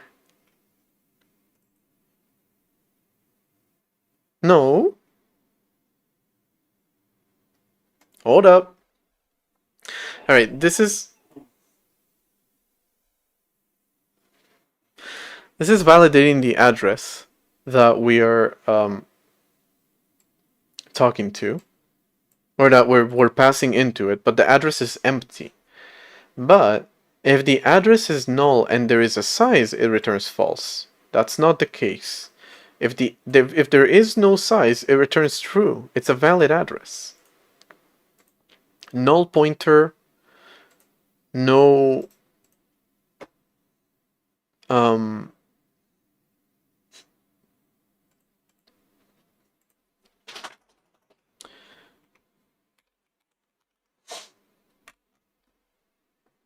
there's a null pointer here, so null pointer, no size should work. Calling simple right, yeah, that's not being called.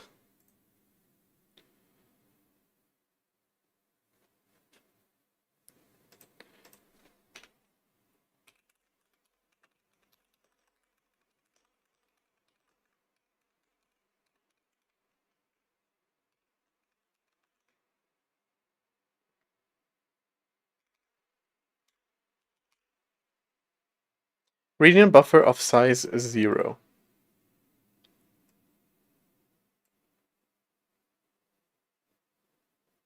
Oh. This check.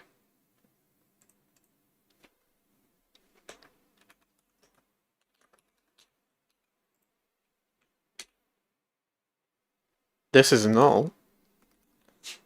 So I made the whole thing null. Alright, now it works again. Which means everything else is working as well.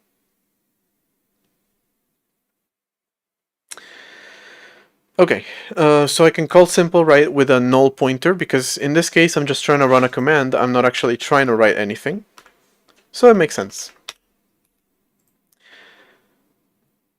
Alright, back to the virtual file system. Actually, I can explain a little bit of how it works. The way that it works now is you can read, so it's very similar to a Unix file system in the way that it works. I set it up to work in the same way. But again, I am expanding on it. I'm trying to make it a little bit better. I'm trying to fix the shortcomings that I think that Unix file systems have. So, and again, I'm talking only about virtual file systems. So the file system that the operating system uses, not the actual data on the drive. Just everything lives in RAM. And it's just part of the system. It's not part of your hard drive, essentially. So this is its root directory. And for example, what I just did now is I have /theme, which is a virtual file that allows you to change your system's colors and whatnot. So you write the colors that you want in here, and then you write to this file. And what I just did is I kind of bound an action to it. On write to /reload, it calls this function, which loads the theme. I have to say I don't like the Unix file systems. Until it comes down to the naming. No, yeah, then I agree with you. Yeah, very much so. That is a reason why I changed a bunch of my files and folders recently. Is like, where does Unix store its Unix or Linux or Mac store the main commands that you use in the terminal? /bin, which stands for /binary, I assume. I've been wrong about this shit before, so I don't know. But usually it should be instead of /bin/binary. I think that's what it means. But I put it instead of tools, which is actually not mounted in here. But wait, here it is. It's just doesn't have any information. It's only listed, but it doesn't actually do anything. Bin is binary. Okay, I've been wrong about it when it comes to like USR. This directory used to stand for user in Unix, but now it stands for Unix System Resources. So, yeah. Yeah, that's a whole thing. That's what I mean by I've been wrong before. And Linux, I don't think Linux has a user. No, but Mac has users. Mac has /users. So it's even more confusing. It has USR and it has users. So yeah, the naming isn't exactly amazing. That's one of the kind of shortcomings that it has. Other things I do like for example TMP, that's pretty clear what it is. And it's not going to be used by the average person at any point. /proc, I'm on the fence about whether I want to rename this one or not. I don't know. Yeah, we're talking about the paths themselves. These are only here because I technically support them, but I'm not really doing anything with them. So actually, they're gray, meaning there's no information for them. You can't access them or do anything with them because these don't even exist. Yeah, process feels too long, and calling it anything more user-friendly isn't really accurate, like app. No. So I'm okay with keeping it as proc. Devices dev, see, that one doesn't make sense to me. I don't like that one.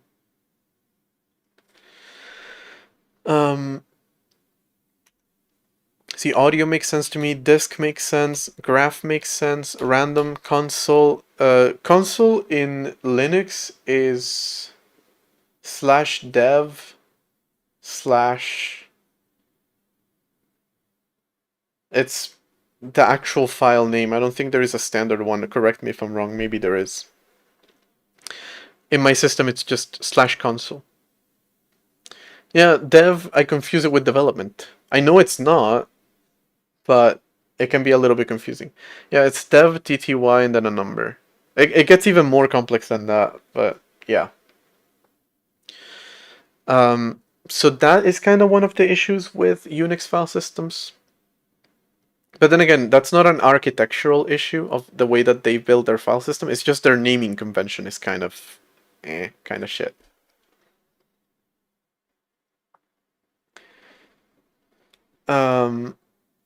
Another thing, one thing that I did like about Unix file systems is that this is, I don't know if Unix was initially doing this and then Linux did it, but Plan 9, which was supposed to be the successor to Unix, really went all in on exposing its drivers through the file system.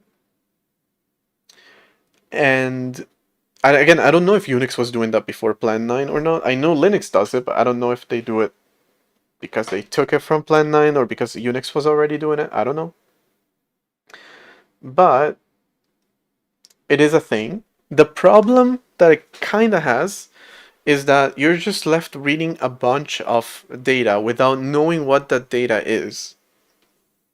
So last week I created this thing, which is 8 bytes or 8 characters to identify the type of data that this is.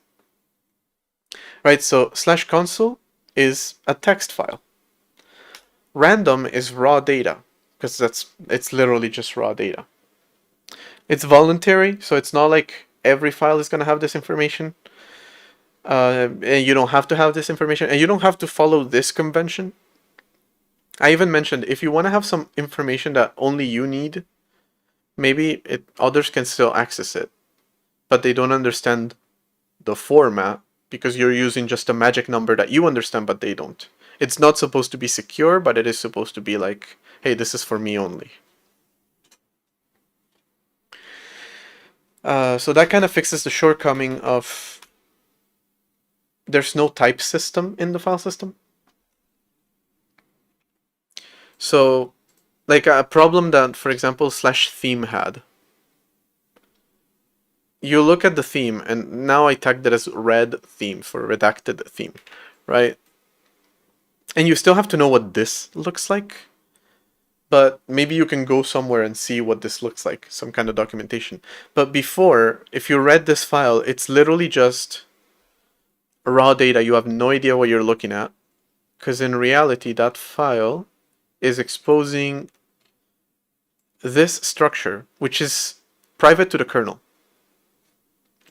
Meaning you had all these colors, and you had no idea what you were looking at. You still don't, by the way. Like, I added the tagging system, but there's no documentation for it. So, good luck figuring it out. But eventually, I can create some documentation that tells you red theme looks like this, without me needing to expose the structure somewhere.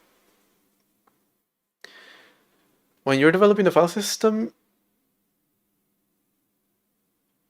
yeah, that's the thing. You're kind of left guessing what the data is. You have no idea what you're looking at. This is supposed to help mitigate that, but again, it's completely voluntary. And now another thing that I'm adding is alias or link, symlink support. I want to make that completely opaque, which is, I haven't heard anyone but myself complaining about this, but it is a problem to me, especially since I've developed a lot of file system stuff from scratch. You know, this is an alias to another folder. And I can just open it and it's correct path. Everything looks correct. I can access it. I can write to it. I can run commands from it. But that's because this application and the terminal and Z all handle symlinks correctly. But if I'm doing file system from scratch, I have to resolve the file system, the symlink, manually. I have to look at the entry and be like, oh, this is a symlink. Oh, it points to this. Let me read the data from here. I feel like that should be handled by the system itself, by the file system itself, not by each individual application. So, you should be able to use a file, whether it's a symlink or not, in the exact same way. From a user's perspective, you can, but from a developer's perspective, you have to make it work that way. So, yeah, you have to add that extra functionality, which I think is completely unnecessary.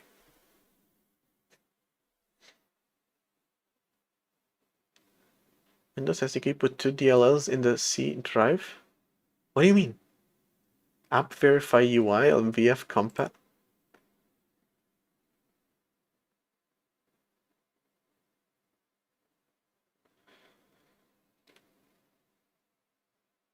I don't think they should be fully opaque, so you can check some flag if it's a symlink. You should be able to use it without caring whether it is or not. Why shouldn't it be fully opaque then? What possible need would you have to know if it's a symlink? Symlinks are really useful. That's really what I'm trying to implement right now. And maybe I can give you a flag to tell you, hey, this is a symlink, by the way, but don't worry, just read from it, write to it completely on your own, like if it was a normal file. But it is a symlink, by the way. Just doesn't affect you in any way. What? That's a gigantic cookies banner. Jesus. Oh my God.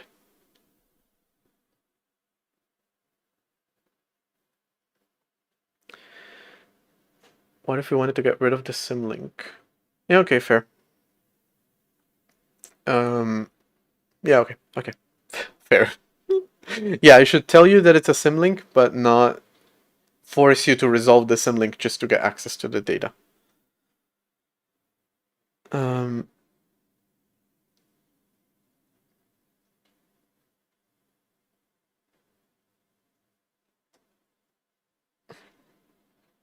In the root of my C drive in Windows 11, does anyone know what created them? Why are they in root? App Verify and VF Compact are needed by Application Verifier from Microsoft. Why are they in the root directory?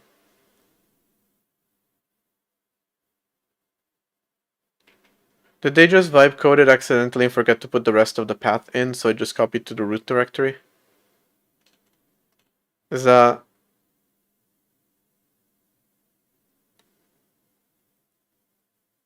That's a lot of research you did into this. Okay, why are they in root? Can only speculate they're somehow linked together elsewhere by references in the SDK. However, one thing is clear. If you need to use the 32-bit AppVerif UI and run the corresponding compatibility test, you should not delete those files.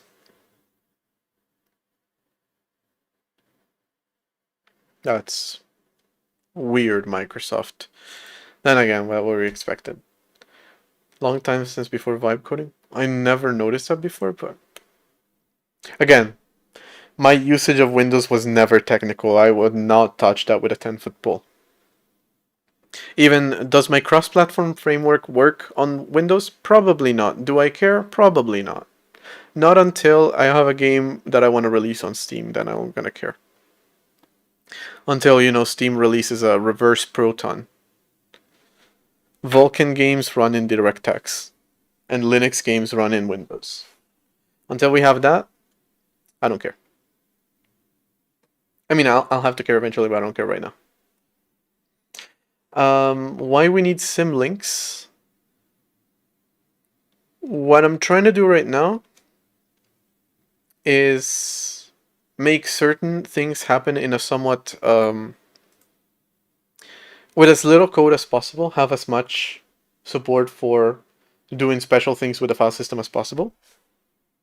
So the specific reason why I want to have symlinks right now is for a kind of language server for my code editor and compiler to communicate with each other.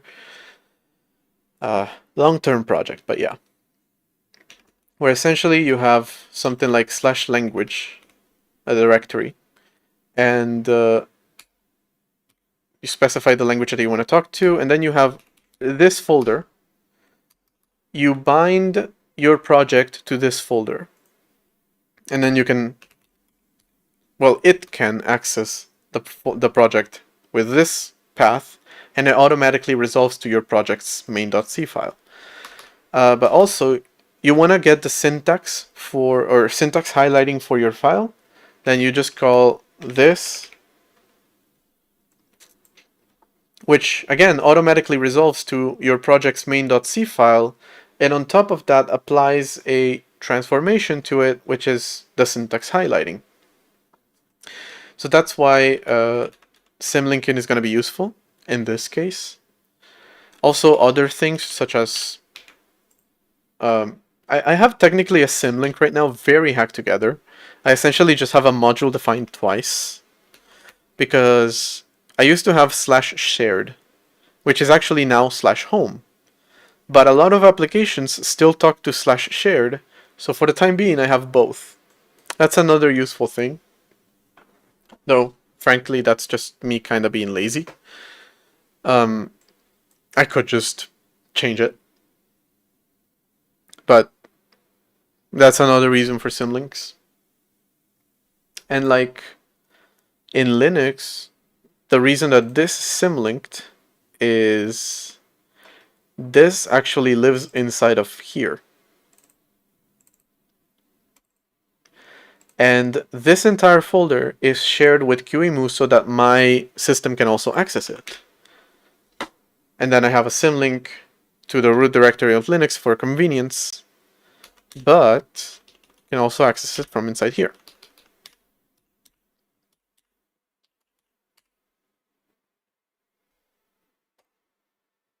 All right.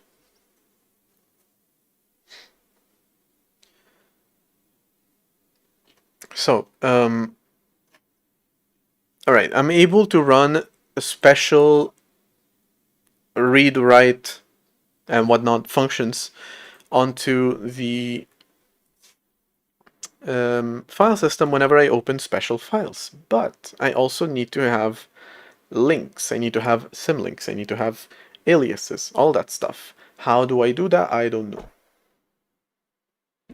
That's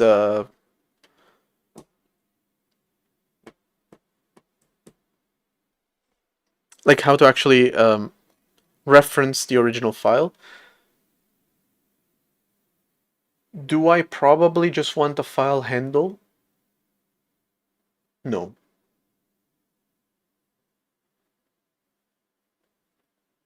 I don't think I do.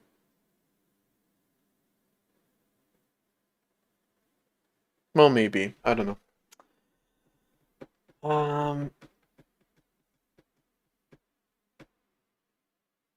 Alright, so back to thinking about this. I don't need you anymore.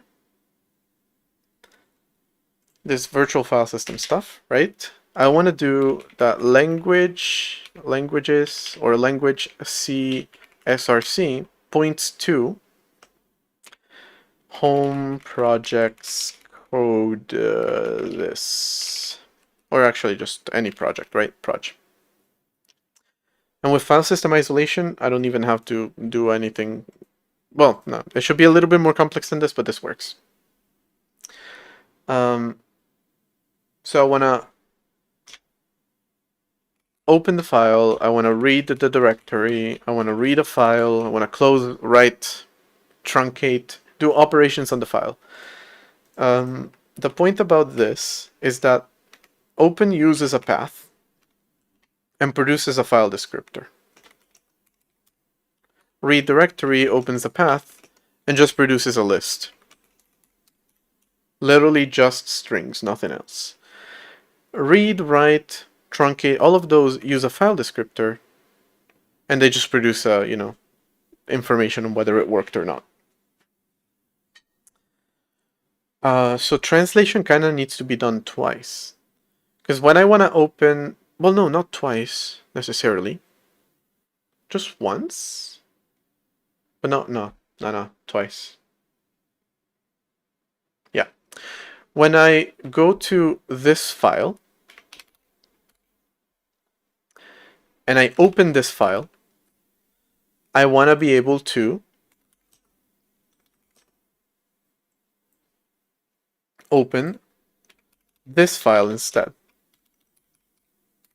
But then when I read from this file, I want to, read from this one, but also I want to apply a transformation to this one. Kind of optionally, but I might want to do that. And I want to be able to support both of these things. I want to be able to support linking, and I want to be able to support transformations.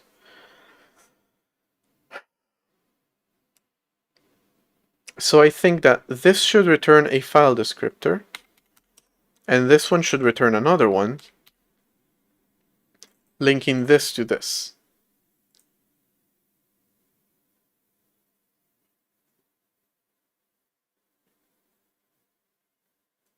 I think.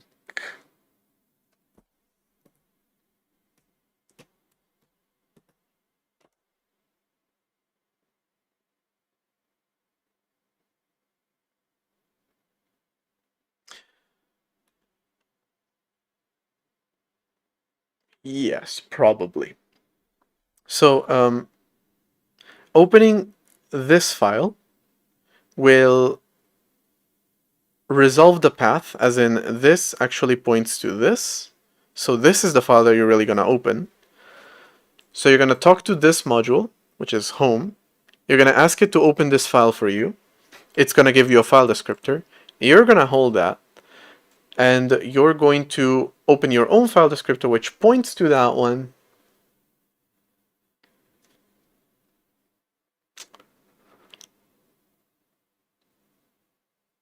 That's actually kind of complicated. I feel like logic-wise, it's hard to follow.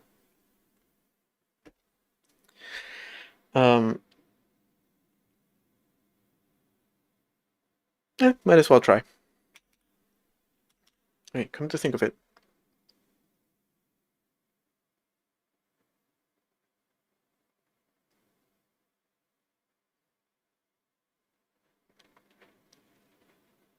Okay, yes, here's what I'm going to do. I'm going to hardcode a translation of, again, this is where it gets kind of weird. I'm going to hardcode this part as a string. Hardcoded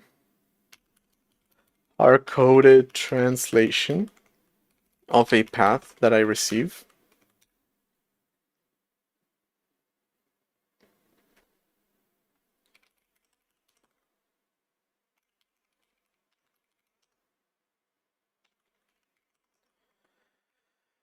Home projects code bring code. And the aliased path is gonna be, it needs to be a real folder, to be fair, and language doesn't exist yet, so I'm just gonna force it to be, let me see. I can use TMP for this, maybe. The temporary file system. Point to, yeah.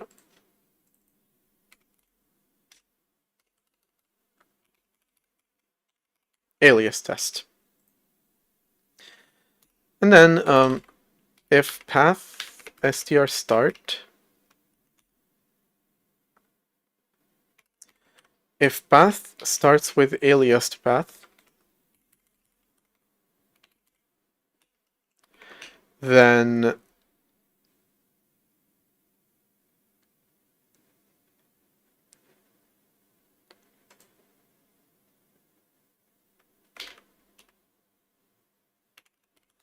that's annoying.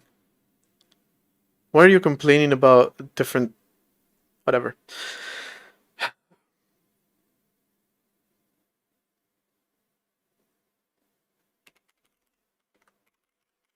I kind of want to make a string format because I need to keep the rest of the path the same, right? If it's braincode slash main.c, it needs to point to this. No, the other way around. If it's this, it needs slash main.c, it needs to point to this slash main.c, so I need to keep that part. The first part is going to be the hard-coded path, and the second part is going to be the path plus the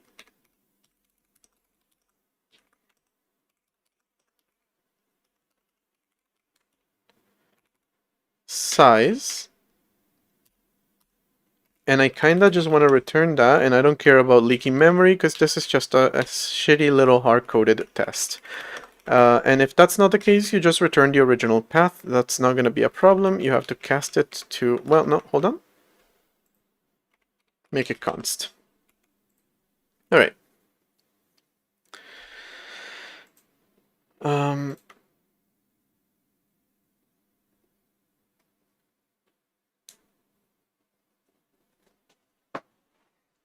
Yeah, so I'm going to do a hard-coded translation here.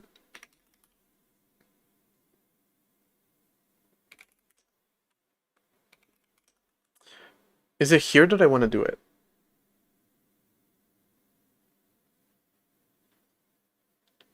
Yes, I think. All right, so I want to have a new path, and that comes from translate hard-coded translation of the path.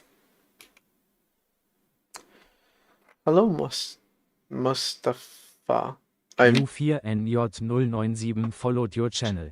hate how difficult YouTube makes it to read people's names. If the path and the new path are not the same, then that means that this is an alias, and I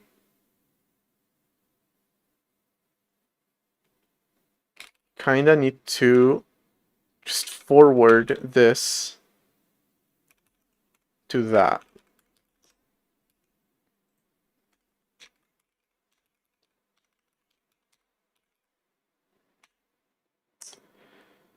You know what I just realized? I've been working for the entire 2 hours that I've been streaming on 2 different features, and I haven't committed this code. That's probably not a good idea, considering right now I'm writing a very shitty prototype that's not supposed to stick around. So, how about, before I start doing any of that, just take this code real quick. What happened to the file I just opened? Oh, here it is.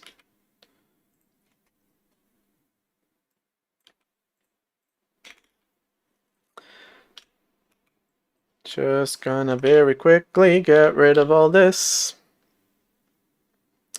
and commit all this.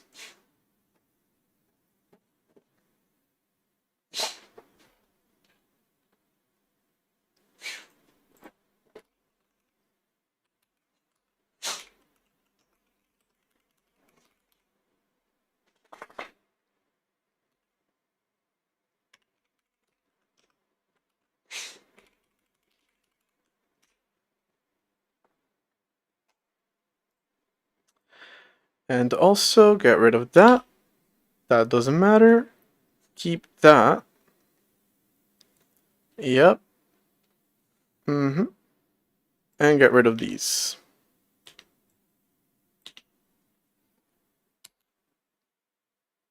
We good? We good.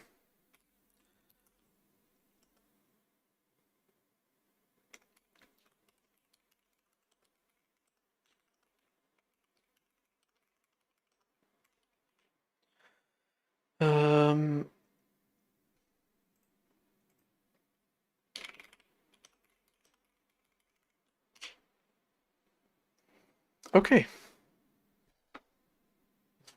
What's up with you?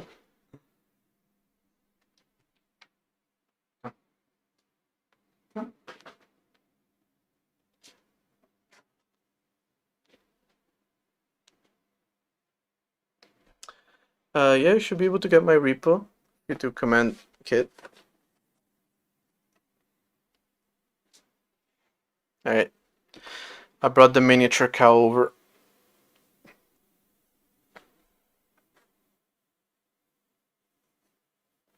My neck was a little was hurting, so I get to rest. His name is Jester.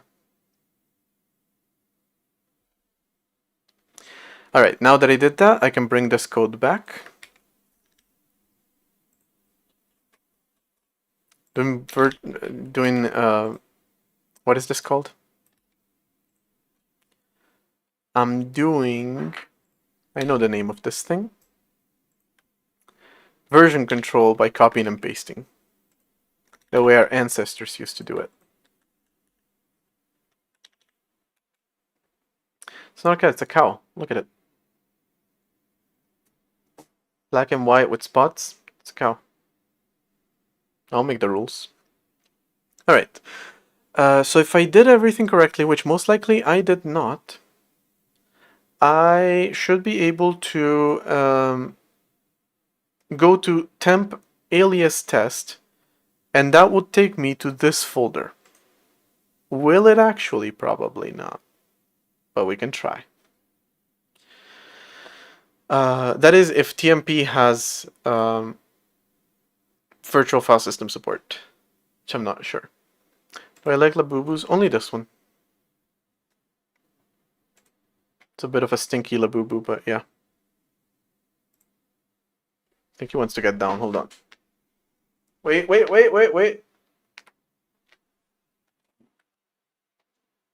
Alright, careful. Bro, just relax. Relax. couldn't have been less graceful if he tried.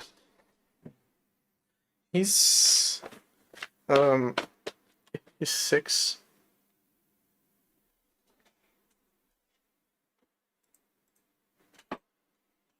Hey, you're 6? Yeah? I think. Yeah, he's turning 7 this year. Jester, am I allergic to... No, I was already... My nose was already itchy before, so I can't blame you. Also, I'm not allergic to him. I think I would have noticed if I was.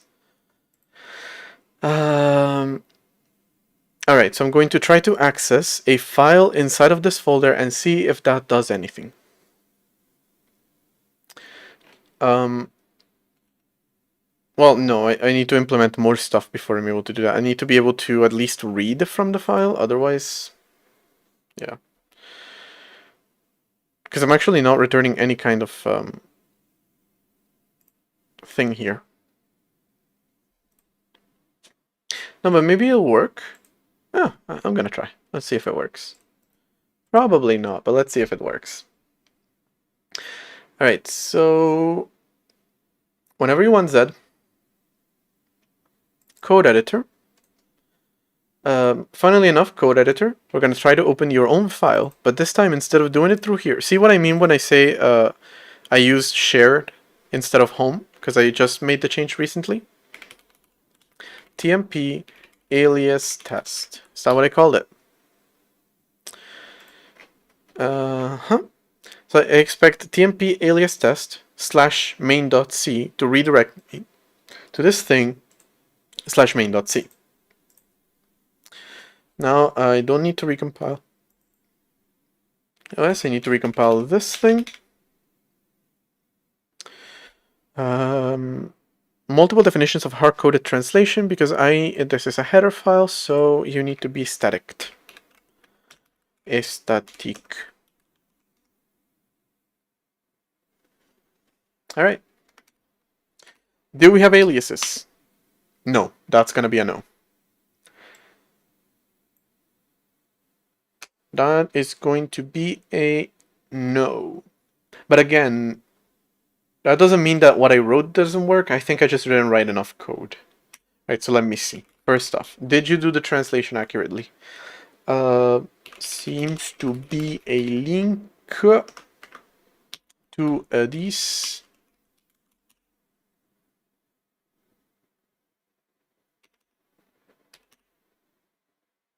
No.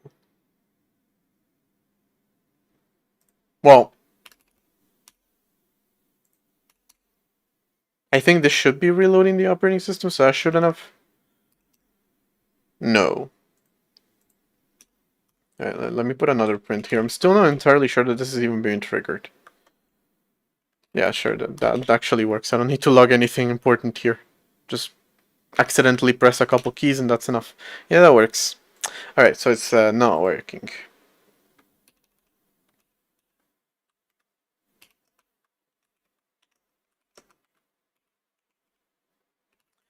Path, new path. Alright, now I actually do need to log something. So maybe I didn't need to log something.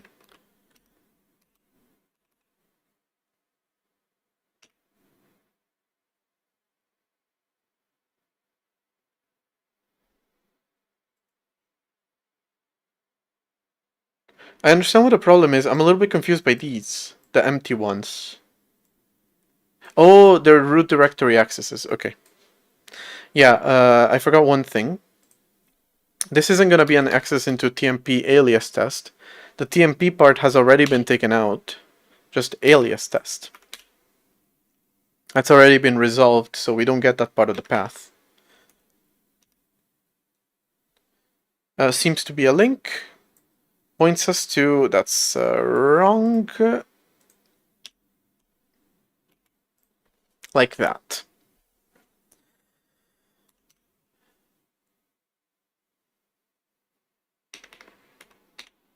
Didn't open the file, but it does recognize that it is a link. And it now tries to open home projects code braincode main.k. Right. So are you trying to read is the question that I have. I don't believe you should, but it's worth checking. You should not be reading.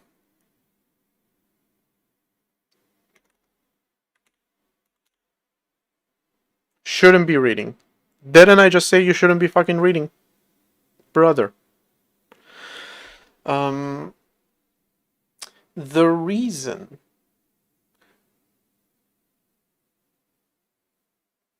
Well, maybe I should. Okay. So opening the file returns a ID of some sort. In this case, it's, for example, taking the ID from the module file.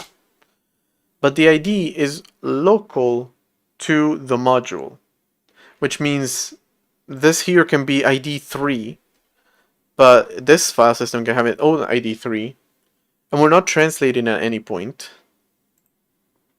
So again, this should not be correct. Like I said, I need to do translation for paths, but I also need to do translation for file descriptors. So, does a module file have that? No.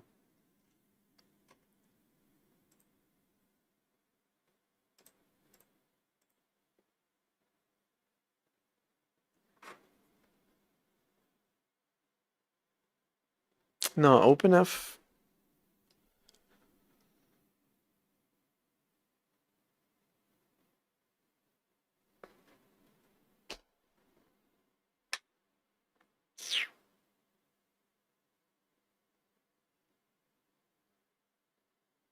Yeah, I think what I said is right. I should have my own file descriptor here.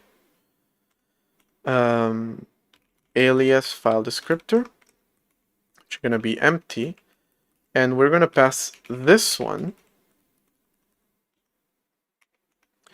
to this operation. And by the way, if this fails, we expect to... hold on. Result equal to that thing. And if the result is not equal to fs result success, then we want to return result, which was a failure. Print is just another way of calling printf. Why did I do that? Yeah, because printf has different behavior. Print adds a new line automatically for me. Printf does not. When I had cross-platform linking with libc, that was creating problems, and sometimes it would have a new line, sometimes it wouldn't. So I would rather explicitly call a different function, which I know is always going to have a new line at the end. And I also need to have a put, which doesn't explicitly have a new line at the end, but that's a story for a different time. All right, again, we're going to continue hard coding. So right now we're just prototyping aliases. We're not actually going to keep them. So,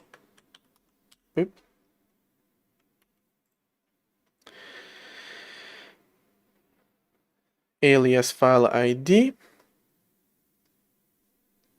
And then we're going to fill in the information. Data type we take from the alias file ID. Cursor we take from the alias file ID. And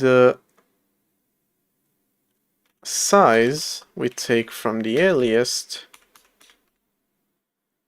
The ID, on the other hand, we're going to use a hard-coded one again.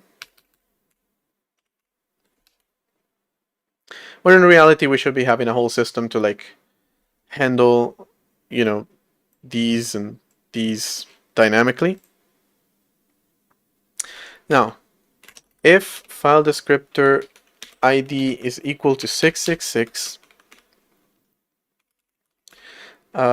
this is an alias fillet, And here we should be able to do a simple read of the alias file descriptor with the buffer, the size, and the offset. It doesn't take an offset. This offset thing, I need to remove it. And this needs to be like that, a pointer. We need to do that also for writing. I'm not actually gonna be, well, maybe?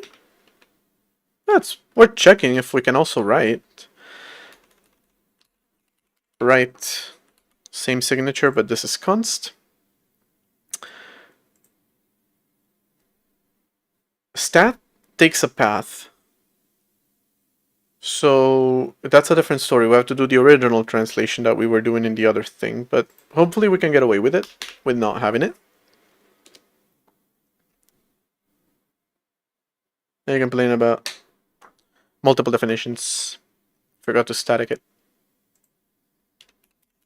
Static.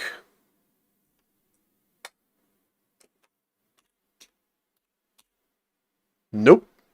File is still empty. Seems to be a link when opening. Okay, so when it opens the file, it talks to this. Okay, did it maybe fail to open the file?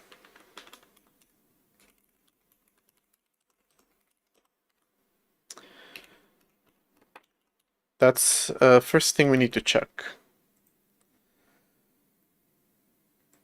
And the second thing we need to check is we're forgetting to return, so the original code here is still running. Hello, Peter. Alright, there we go. Aliases. Aliases. We're done here. We hard-coded one alias.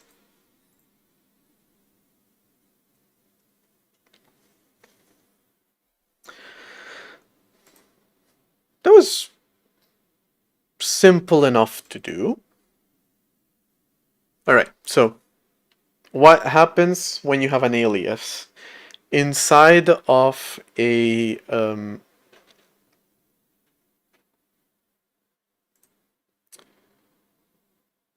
yeah, symlink alias. I'm just calling them aliases because I don't like the name symlink. But yes, that's what I'm talking about. Also, symlink is just one type of link. There's also hard links, which are incredibly limited for reasons I'll never care to understand in Unix systems, or in Linux at least. Alright, so what's happening right now is you try to open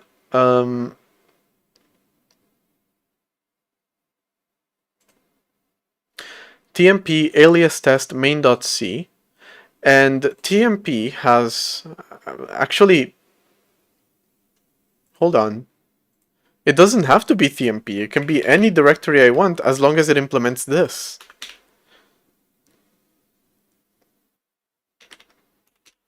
Yep. So tmp should be correct. It tries to open alias test, it ends up opening this file instead. And it does check if it exists. If the result is not successful, then we failed, and we just return that result. Also with a little print here. Resolve alias.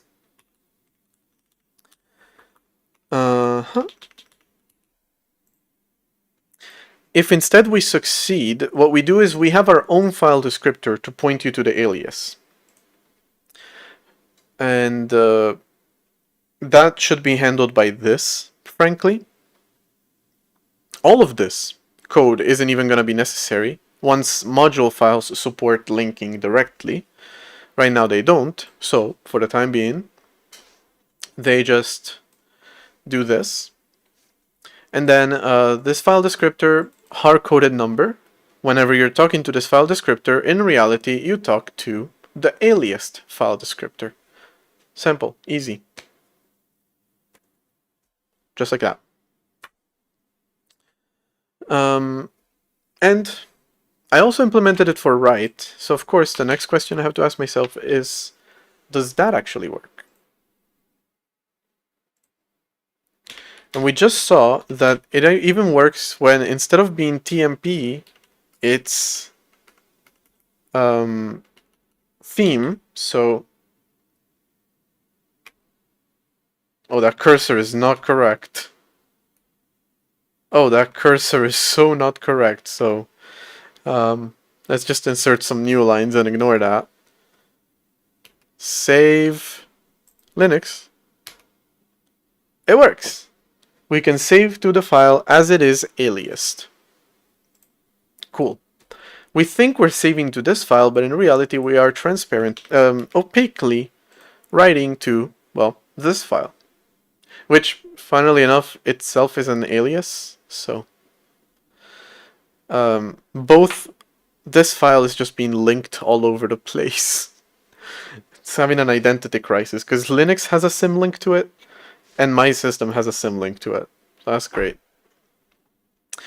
Now, obviously I hard-coded all of this. Tomorrow I'm going to implement it properly. And reading directory is going to be an interesting one.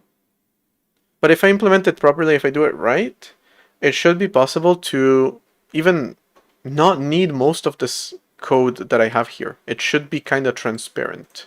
Hopefully, maybe, we'll see. We'll see. All right, so that is all for right now.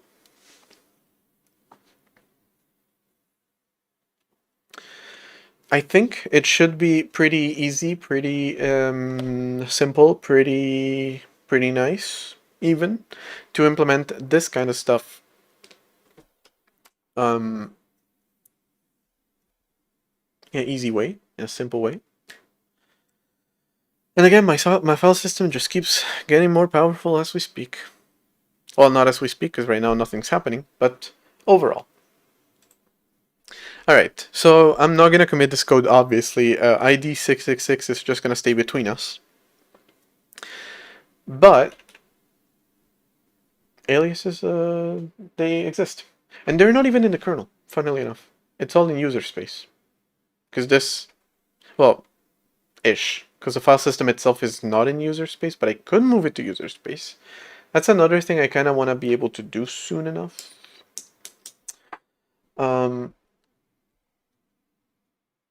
Yeah, but we'll get to that eventually some other time. Right now it's not the time for that. Alright, so tomorrow I'm going to properly implement the aliases, and once I have aliases I can start working on the actual like LSP thing that I wanted to implement. I also have to have a syscall for implementing aliases, which means creating files. Alright, there's still a couple things I need to consider, so I'm going to consider that hopefully before tomorrow. But if not, I'm just going to write a little, so I'm not committing this, I might as well.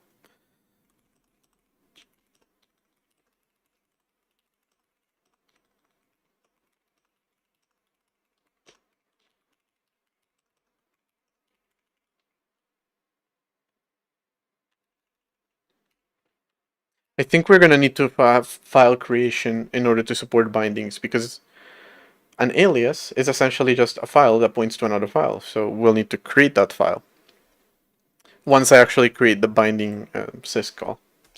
Until then, not going to be a problem. Just right click, no, my windows are not showing. That sounds more like a Linux issue than a Windows issue. I'm surprised. Windows doesn't show windows. How ironic. Alright. I'm gonna end the stream right now at 11:11. And also my AirPods are fully charged because I just got a notification. That's always nice to have. Alright, so tomorrow I'm going to properly implement this, and hopefully we're going to be able to do some interesting stuff now that we have symlinks natively in the file system. And depending on how long that takes, we might be able to start implementing the language server protocol, no, the language file system protocol the LFSP. It's officially what it's going to be called. All right, so that's going to be tomorrow. I'm streaming in the afternoon tomorrow and Sunday. That's 3 p.m. Central European Time, 2 p.m. UK time, which I think is UTC +1 or something. I don't know. Anyway, thank you so much, everybody. I'll see you then.